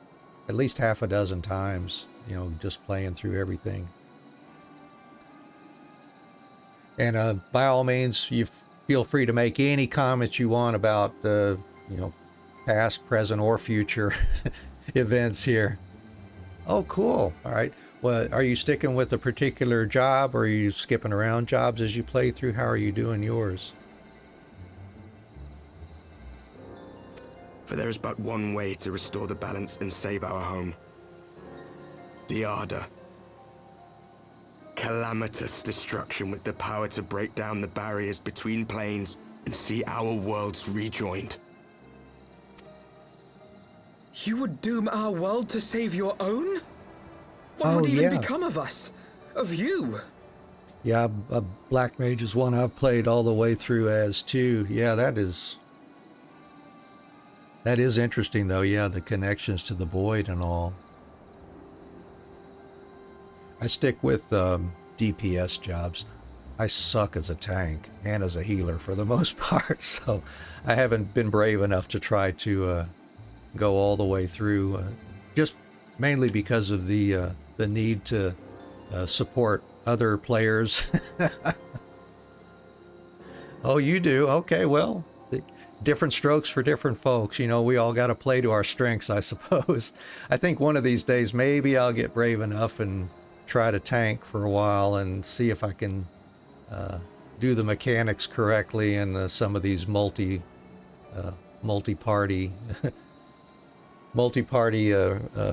raids and all. I think it's what I'm most concerned about is getting the character up through the Crystal Tower. If I can do that, then I'll feel pretty confident, I guess, as far as carrying through all the way through level 90 with either healer or tank, if I ever do that. And DPS. Okay, well, you know, like I said, we've each got our strengths, I guess, and I consider myself mediocre at best, but I feel like at least I have the mindset that's needed for doing DPS reasonably well anyways.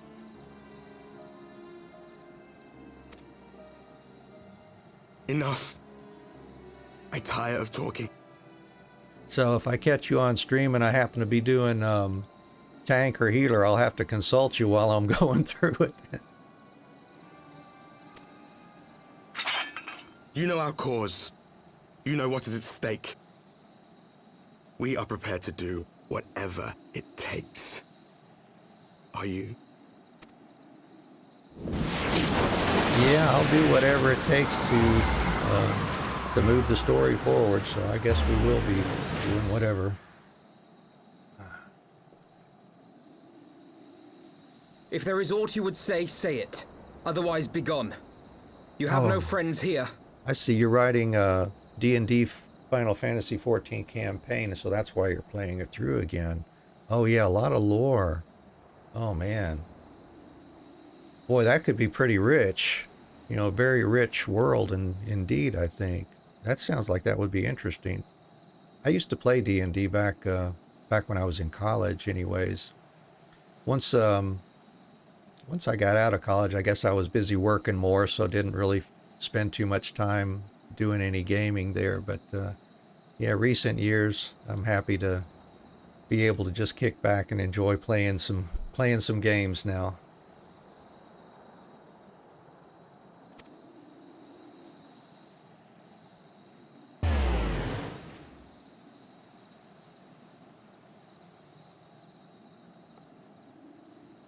Yeah, basically, I'm retired now.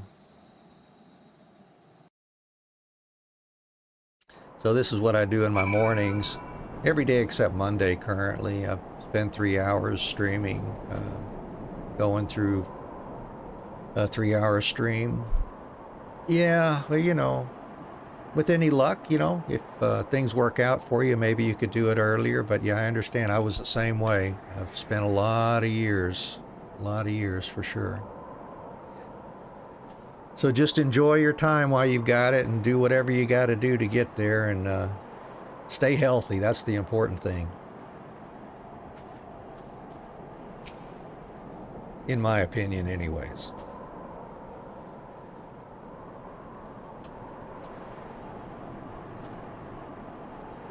Good deal. All things considered, we should be grateful to have survived that encounter.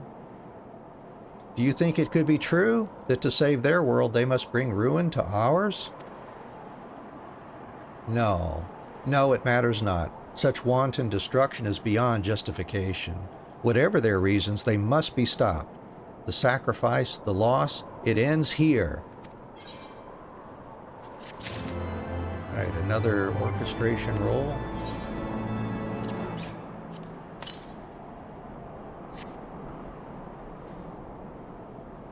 Oh, okay.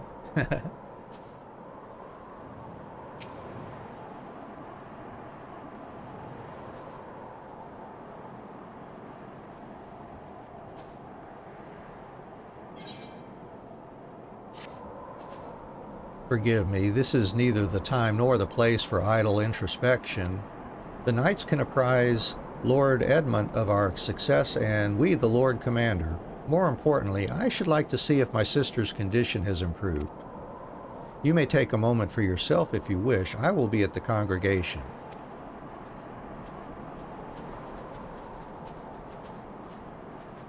So you joined in Endwalker, so cannot imagine the wait to see where this plot line went. Oh, yeah. Yeah, I started playing, actually I played 1.0 for, I don't know, maybe a week or so, and I just kind of stopped, I guess, at that point. And my original character from 1.0 got carried over to 2.0 when they reimagined it as A Realm Reborn. But I didn't really play him either. I guess it was probably a few years after 2.0 was underway. I started playing Final Fantasy XIV again and leveled a different character all the way up through that before, and then had to wait for Heavensward to come out. You know, had to wait for Stormblood, had to wait for Shadowbringer, had to wait for Endwalker, you know. But it's not too bad, you know, depending on how people spend their time between releases, between the expansions. A lot of folks will just farm for the best gear that they can. They like to run those raids. I'm not much into doing savage content or extreme or anything like that. I think my reaction time's just not that good. So it's more frustrating than anything if I try to do those things. But going through the story and trying to master some of the mechanics for the basic stuff here, that suits me just fine. Oh, you only run extreme. Okay. Well, good for you. I tell you, the folks who can handle extreme and savage, my hat's off to you for sure. Let's see, back to Sir Emmerich, it looks like. Oh, savage is a lot. Oh, yeah. It sure is, you know, having to... You know, I don't mind so much having to react to something you don't know is going to happen. But, you know, once you're in a situation and you know, like in Savage, you know you have to be somewhere or do something at a specific point within the battle, it just seems kind of mechanical to me. I mean, mastering that has probably got its joys, but for me, just trying to memorize what you're going to do to have a hopefully successful battle, just, I don't know, it doesn't seem that fun to me, although I know a lot of people enjoy that. It just seems more frustrating to me, I guess.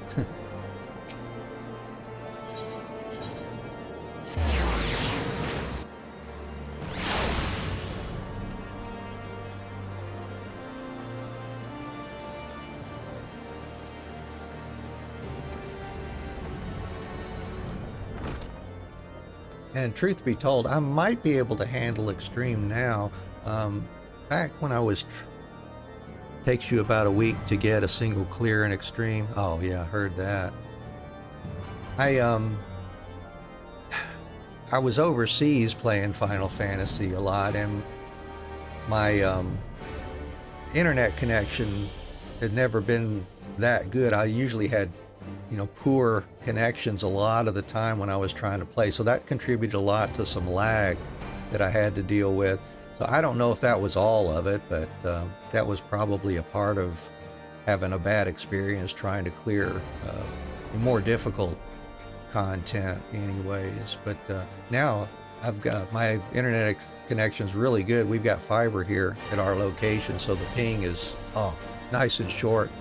I mean, look at this. I can stream, I can do whatever and play and still have very good response time. So, it's possible I could handle extreme if I'm able to react fast enough anyways. I'd have to be looking at the right things, see what skills the boss is in the process of doing, and things like that, and maybe I could handle it, but I don't know.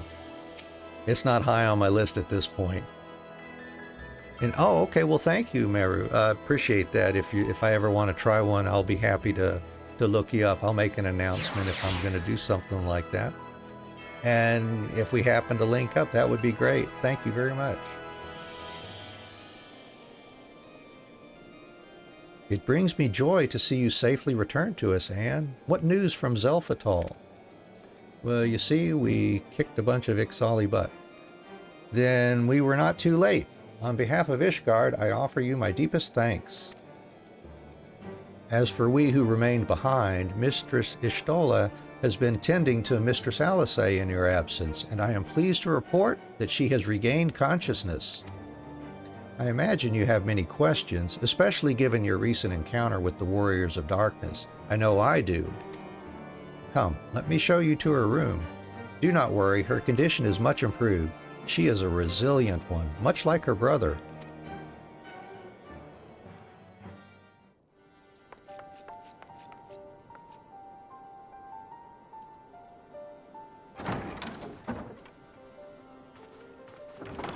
Alizé, how are you feeling? Well enough, brother. Thanks to the kindness of our hosts. They told me you had departed for Xelphatol while I was still abed. I slept much better knowing that. Thank you. I take it your mission was a success.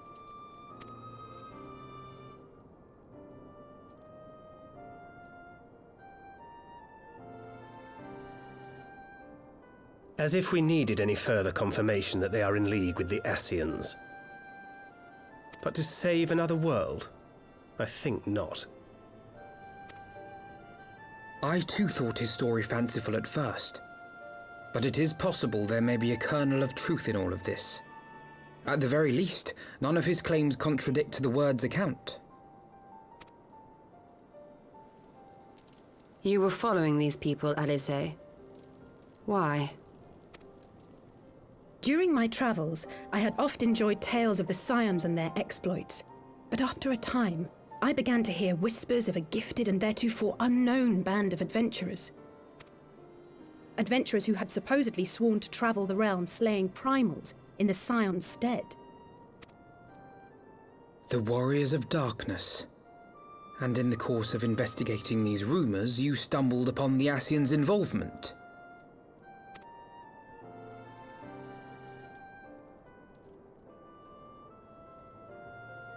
Yes, exactly.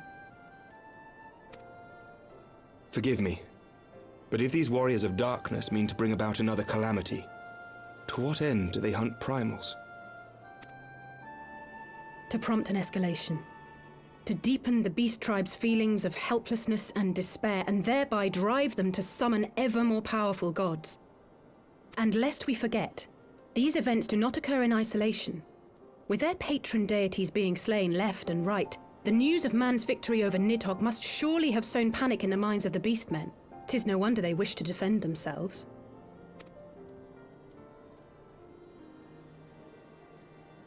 Power answered with greater power. Death with more death. A vicious cycle fueled by fear and hatred. I know it's like all too well. Indeed. The Ascians sow discord and desperation, and the Warriors of Darkness reap the harvest. And so it continues. Yet that is not the extent of their ambitions. The Ascian himself observed that once the powerless realize that the old gods have failed them, they will have little recourse but to look to a new one. We cannot let that happen. It should come as no surprise, but Alizé and I have uncovered evidence that the Ascians have been manipulating certain parties to ensure that a constant stream of crystals flows into the hands of the beast tribes. If we sever these supply lines, we should at least be able to slow the escalation. Agreed. Kral and I shall journey to Xelphatol and learn what we can of the Ixal's source. Then I, for my part, pledge to lead a similar investigation into the origin of the Nath supply. Sir Emmerich? Okay, well thanks for dropping by, Meru. I appreciate it, and we hope to catch you later as well. Take care of yourself.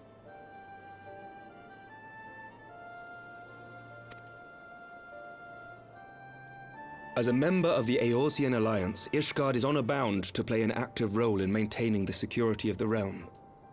You might also say that I have some personal motivation, given the Ascians' dealings with my father. However, I make no secret of the fact that my knowledge of primal beings is scant at best. As such, I should be most grateful if one of your order were to assist me. Allow me, Sir Emmerich. I have dealt with the Nath before.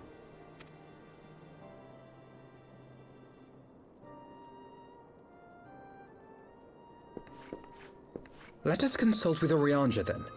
Given his dedication to the study of primal beings, I should be surprised if he could not tell us something of value. Allow me to accompany you, brother. And before you think to refuse, know that I am not the girl I once was. I shall not be a burden. You have my word. But Alizé, you...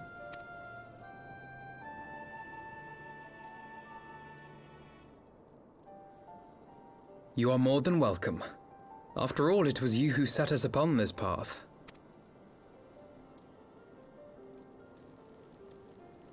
Wait a minute!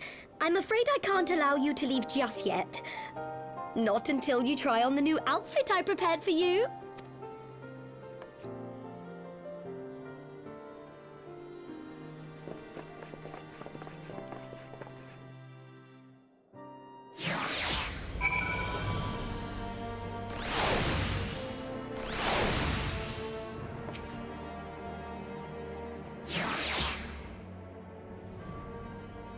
Would I be right in assuming that you have not spoken with my sister since one of the memorial services, was it? By the 12, it seems a lifetime ago. I should like to think we have both grown since then. My apologies for keeping you waiting.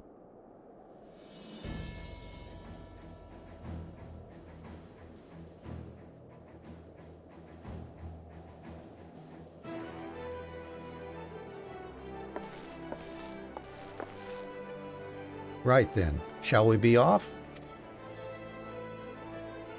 Tataru never ceases to impress, though for a moment I feared she might furnish you with an identical outfit. Yeah. Praise the 12, she did not. Mother and father were rather too fond of making us wear matching clothes. Do you remember that time at the studium when that girl of yours crept up behind me in the hall and whispered, "Sister, please, she was not my..."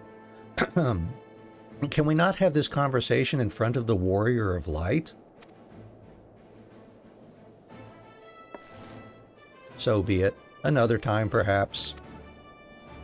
It is an honor, Anne. I realize we are barely acquainted, but having heard so much about you, it hardly feels that way.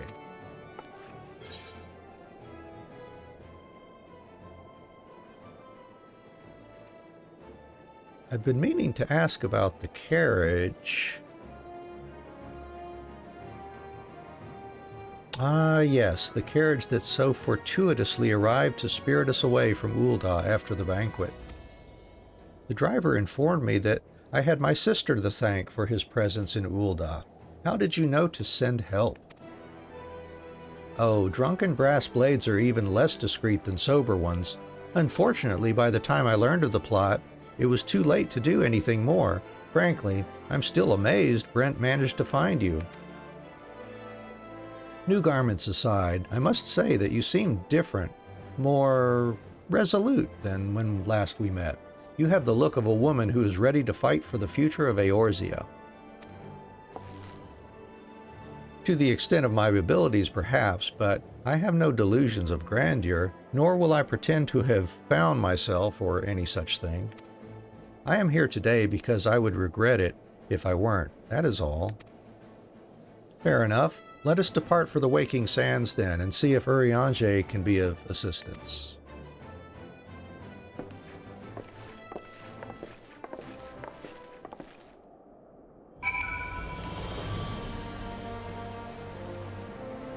Man, I wonder if some of this initial dialogue with Alisaie changes if you've done the Binding Coil raids, you know, and gone through that particular story or not. I have to go back and look at some characters that did the Binding Coil series, and then these stories back at the inn or something at some point. I'm kind of curious about that now. Anyway, let's see. Let's head over to the Waking Sands, and oh, we should have some Aetheryte tickets here. I need to put those on my bar. Yep. That's what I forgot to do when I moved to Dancer.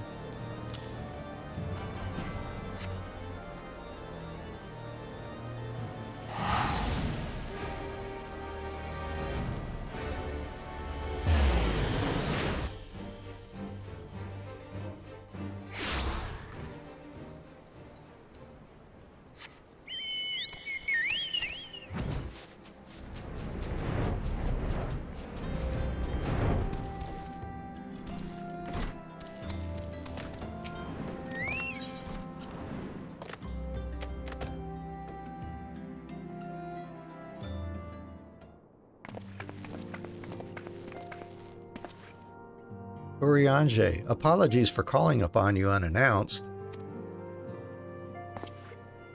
Why, Master Alphino, would that the scholar had seen fit to grant me knowledge of thy coming. What bringeth thee and thine here this day? The warriors of darkness have returned. Pray, allow us to explain.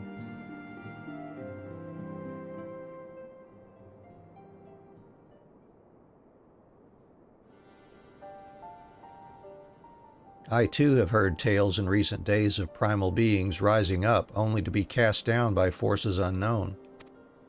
Alas, as thou didst observe, this serveth but to spur the beast tribes to pursue their goals with redoubled fervor. We have two objectives at this time: to identify and remove the source of the beast tribe's crystals, and to take direct action to prevent any further summoning rituals from reaching completion. The second is easier said than done, of course. While we were fortunate enough to learn of the Ixal's plans before they came to fruition, I should be surprised if the Warriors of Darkness and the Ascians did not have similar designs elsewhere of which we have no knowledge. Thou wert wise to come hither, for this very day did I receive tidings most troubling from across the Strait of Murlthor. Ogmoro stirreth, and there are whispers that the Lord of Crags neareth his return. Mere rumors, mark thou, but in light of thine own discoveries, thou canst ill afford to turn a deaf ear to their claims. Aye, we must ascertain the truth of the matter for ourselves. Let us consult with the Maelstrom forces stationed at Camp Overlook, Anne. Thank you for your counsel, Urianger. Pray, inform us should you learn aught else. I shall.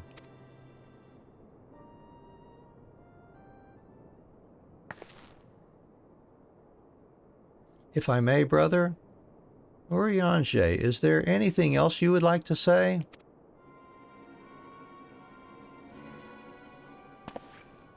Alisaie? If not, then never mind. I only ask because you are normally rather more verbose. Nothing to add? Very well. Ere we depart, I wish to make a request. The Warriors of Darkness spoke of how the Ardor had the power to break down the barriers between planes, that our worlds might be rejoined. I would ask that you research this for us. Being nowhere near as well read as you, I'm sure I wouldn't know where to begin. That said, I have heard tell of a promising tome, the Jaren Oracles. Mayhap you could start there.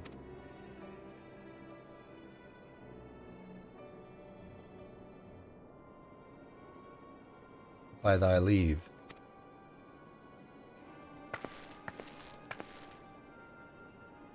Camp Overlook, was it?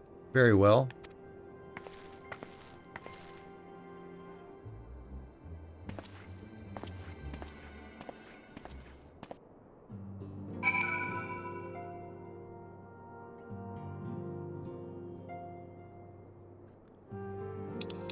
Alright, let's go talk to Bloedin.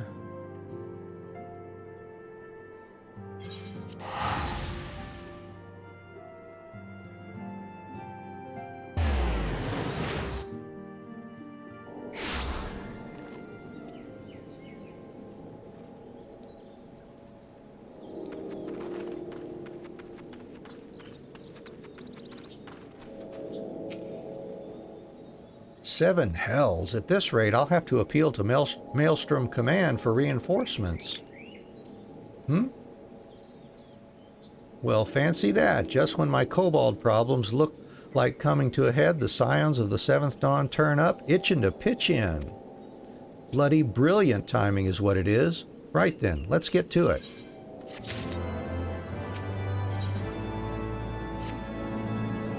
So, our friendly neighbors in Ugmoro have got much more aggressive of late, just as you said. Matter of fact, our scouts spotted one sniffing about the stores just now, likely looking to make off with an armful of crystals. I'll be damned if I'm about to let that happen. Lend a hand and help us search the camp for the little bugger, would you?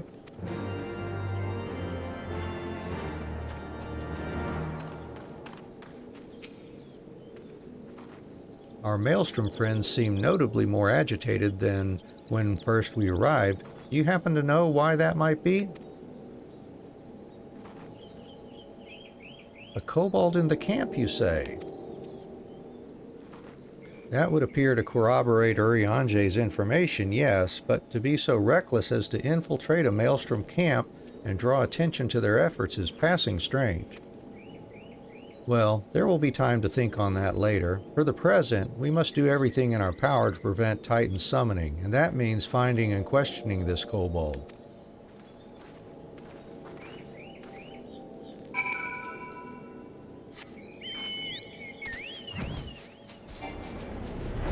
Here, little kobold.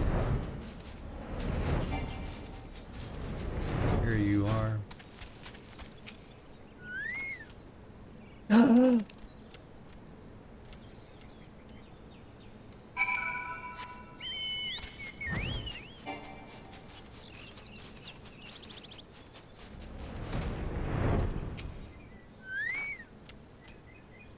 Stay back!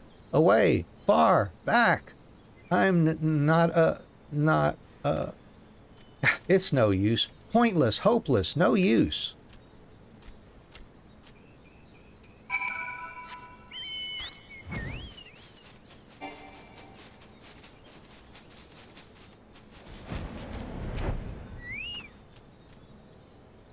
Please, don't hurt me. I only wish to talk. Yes, just talk.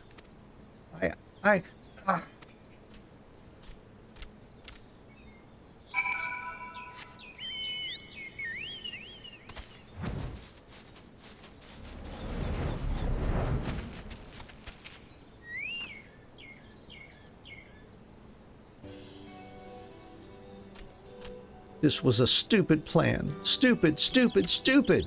But if I tell no one, then everyone will... Ah! She found me again. What to do? What to do? What to do? I come in peace, only to talk. Speak, say, talk. So please, please, do not hurt me. So this is our wily kobold infiltrator, is it? No wonder the soldiers were on edge. He could very well give one a bruised knee. Huzzah! We've got him! Fine work, Scions! So, little one, thought you could sneak into my camp, did you? Plotting to steal my crystals, were you? No, no, no! I came to talk, to ask for help. But when your soldiers saw me, they drew their weapons and shouted, and I... Now, let us all take a deep breath and discuss this like civilized individuals. What is your name, child? Pikmin Gabu of the 620th Order. At least, I will be a Pikmin one day. Well met, Gabu. I am Alphino, and this is my sister, Alice. Anne, the woman who found you, is our friend. And now that you know our names, we can be friends too. Now, Commander Bloden here thinks you want to take his crystals, Gabu, but you said you came to ask for help. Why to us and not your own people? What happened, Gabu? Can you tell us?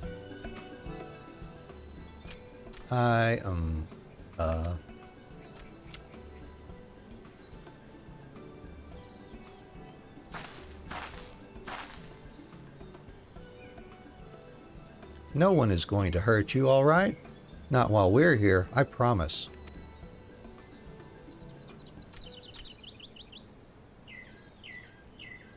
The Patriarch, he's... The Patriarch is going to summon the Great Father again, and you have to stop him. Beat him, fight him, stop him.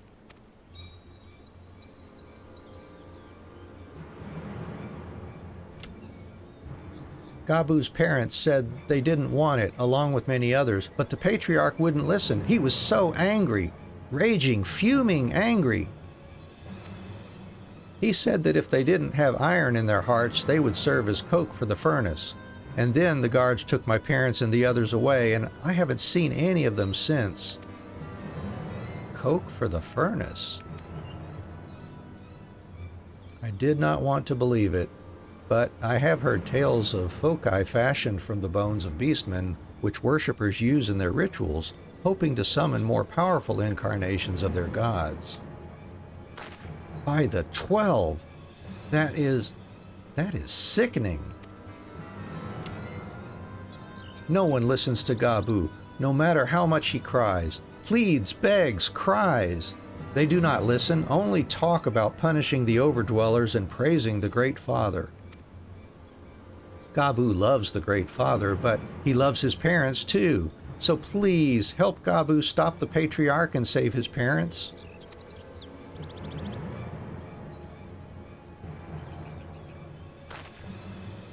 Commander, advise Maelstrom Command that Titan summoning is imminent. Should the worst come to the worst, we will require their support. Time being of the essence, we three will attempt to infiltrate the Kobold stronghold, secure their crystals, and free the prisoners. Well, if you're sure, you'll forgive me if I don't seem optimistic. We'll make ready just in case.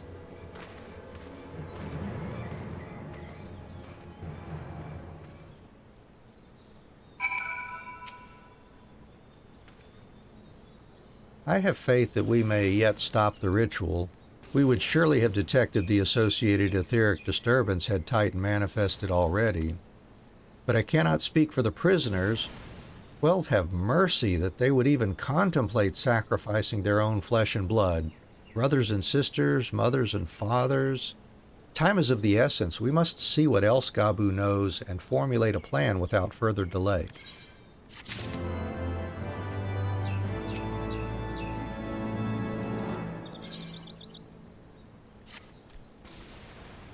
I heard Great Father Titan loves crystals, cherishes, covets, loves them, and if we gather enough, he will return. That's why the Patriarch told everyone to go forth and gather them. So I was thinking, if we take all the crystals away, maybe the Great Father won't come. Very good, Gabu. I was just thinking the same thing. Do you know where these crystals are stored? I know. Oh, several spots, each defended by a different order. Gabu wanted to steal them, but he was too afraid to go alone. Yes, too afraid to go alone. But together we can take them away and hide them. Come, Gabu will lead you to the first cache.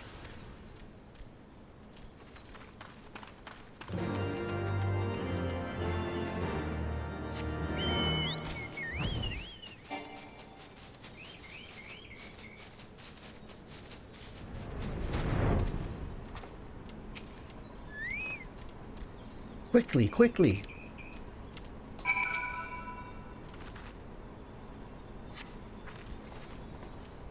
Do you have them all? Good. Lead on, Gabu. This way, this way.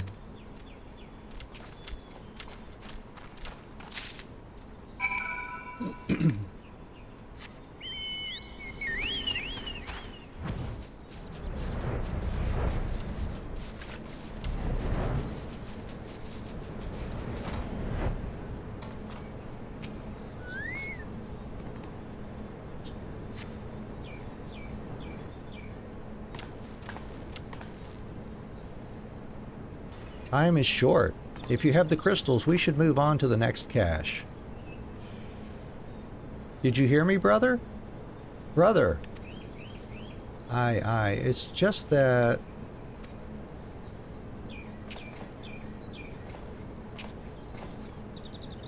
I am quite certain that crate once bore Ishgardian seals. Someone took great pains to remove all traces, but enough remains to make out the pattern. See for yourself. I struggle to imagine kobolds traveling to Kurthus to obtain crystals, much less bothering to conceal their origins. I suspect these crystals were smuggled into Vilbrand by another party, most likely a pawn of the Ascians, as Thancred speculated. I don't understand. Who are the Ascians? Do they worship Great Father Titan too? Never you mind about that. As Alisei said, we do not have a lot of time. Can you lead us to the next cache, Gabu? Yes, of course. Gabu knows the way. This next one is the last and is very large. Very big, very huge, very large.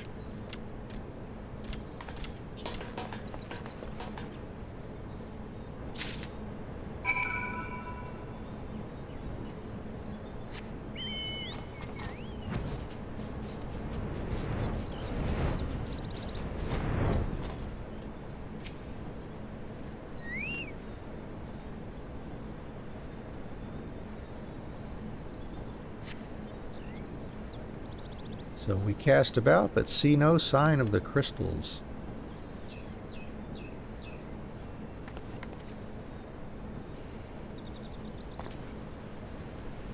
Confound it. What about you, Anne? Any luck? Nothing. But this cannot be.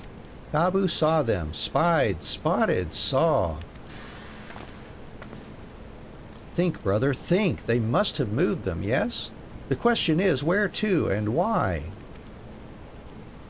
Within Ogmoro, where they summoned Titan once before and mean to do so again. It is the only explanation.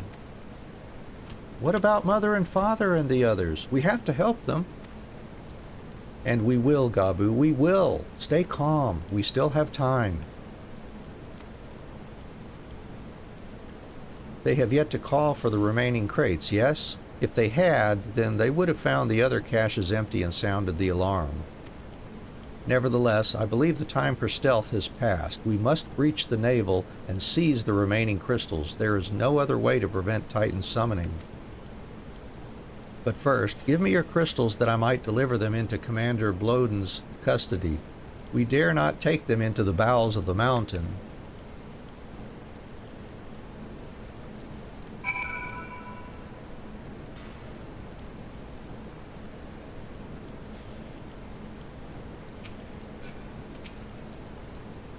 The crystals, Anne, if you would be so kind. There's 2 caches of crystals. Thank you. I shall deliver them to Camp Overlook for safekeeping and brief Commander Bloden on the situation. Pray, go on ahead. As I recall, there is an aetheryte within the Ogmoro mines that should deliver you to the navel. Gabu doubtless knows the way. Wait for me there. I shall rejoin you anon.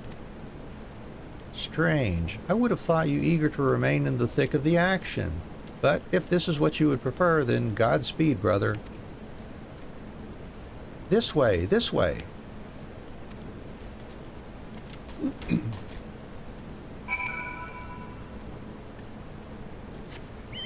Alright, so we will venture back deep into the mines again here.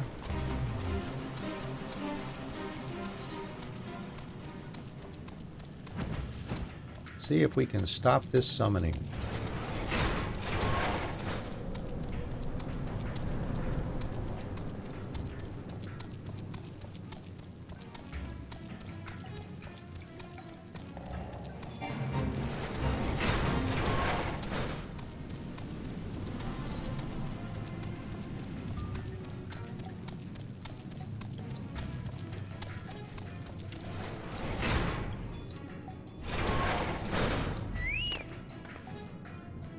I take it this is the aetheryte we seek? Right then. As soon as Alphino arrives, we go. I trust you're feeling suitably heroic, Anne. There's no telling what sort of resistance we'll face in there.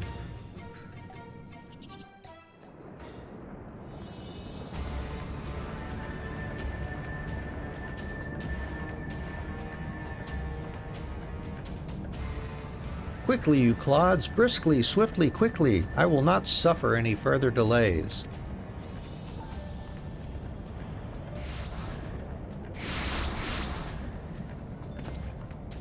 Lay down your arms and surrender. We have your crystals. There will be no summoning this day. Overdwellers, here? But how did you... Where are my parents, Patriarch? Where are they?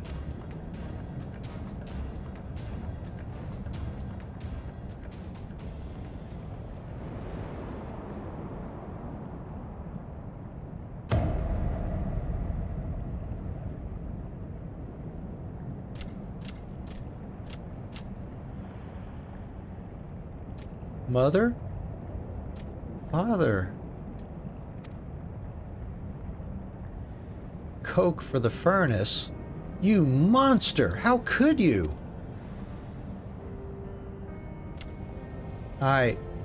We are but servants of the Lord of Crags. We are his, that he may drink of our blood and partake of our flesh, that he might draw upon the strength of his children and defend them from the tyranny of the overdwellers. No, Alice, not yet.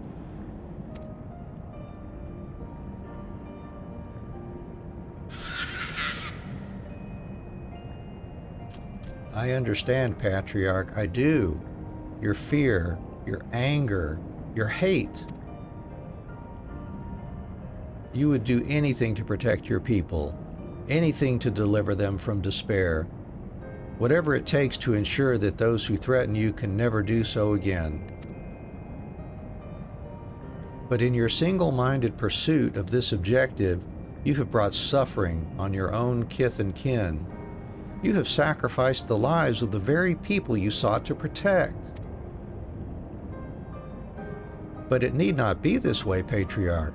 Renounce this bloody course, cease your attempts to summon your god, and work with us together to build a lasting peace. Another peace to be abandoned at the overdwellers' convenience. Oathbreakers, all of you. Liars, betrayers, oathbreakers. You take, and you take, and you take, and when you have had your fill, you sue for peace. You promise that this time is the last, until you grow hungry again.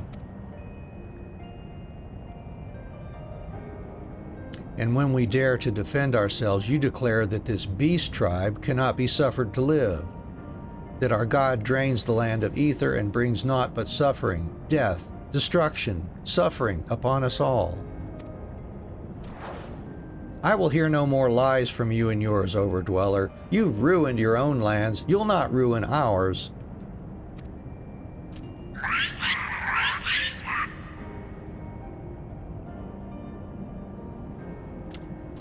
I said I'd come for you, and I did. I'm here.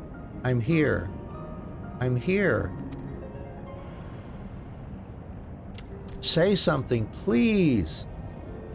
Please.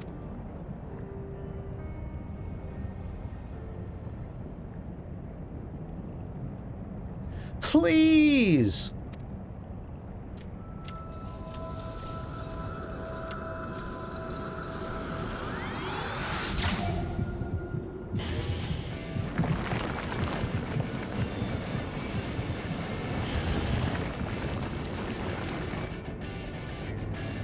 Wake up! Wake up! Wake up! Wake up! Wake up! Wake up! Wake up! Wake up! Wake up!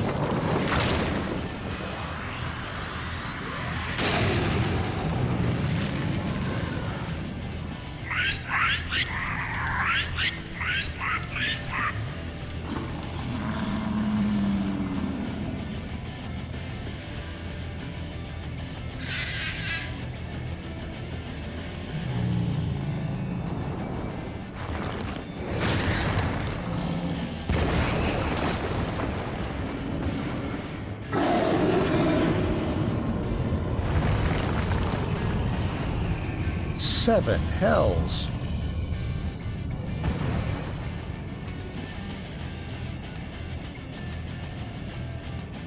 I'm here. I'm here.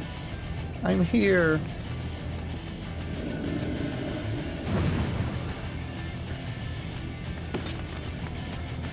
Alphino, leave him to me.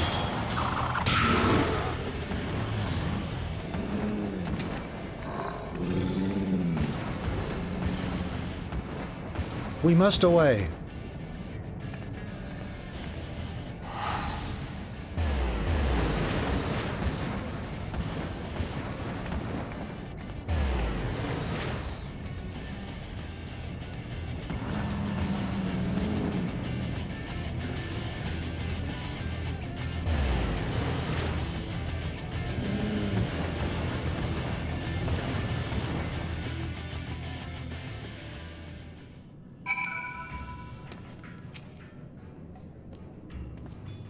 By the 12th, how could I be so foolish? I should have known better than to let Gabu accompany us, given what we were like to find. His anguish and despair have served to birth a Primal just as surely as would the supplications of the faithful. Worse, being born of such tumultuous emotion, the incarnation of Titan seems incapable of naught but violence. If we have one cause for optimism, it is that while many crystals were present, they represented but a fraction of the quantity intended for the summoning ritual, meaning that Titan must be far weaker than planned. Be that as it may, he is yet a Primal, and the longer we leave him to bleed the land of Ether, the stronger he will grow. And should Titan be permitted to leave Ogmoro, more lives will be lost. The Maelstrom will rally their troops, and the cycle will continue. And you know what must be done. Will you face the Lord of Crags once more? Of course. Thank you, my friend. Alice and I will tend to Gabu. When you have finished with the Primal, look for us in Camp Overlook. We will be expecting you. Confront Titan in the naval hard. All right, well, we will leave the stream here for today.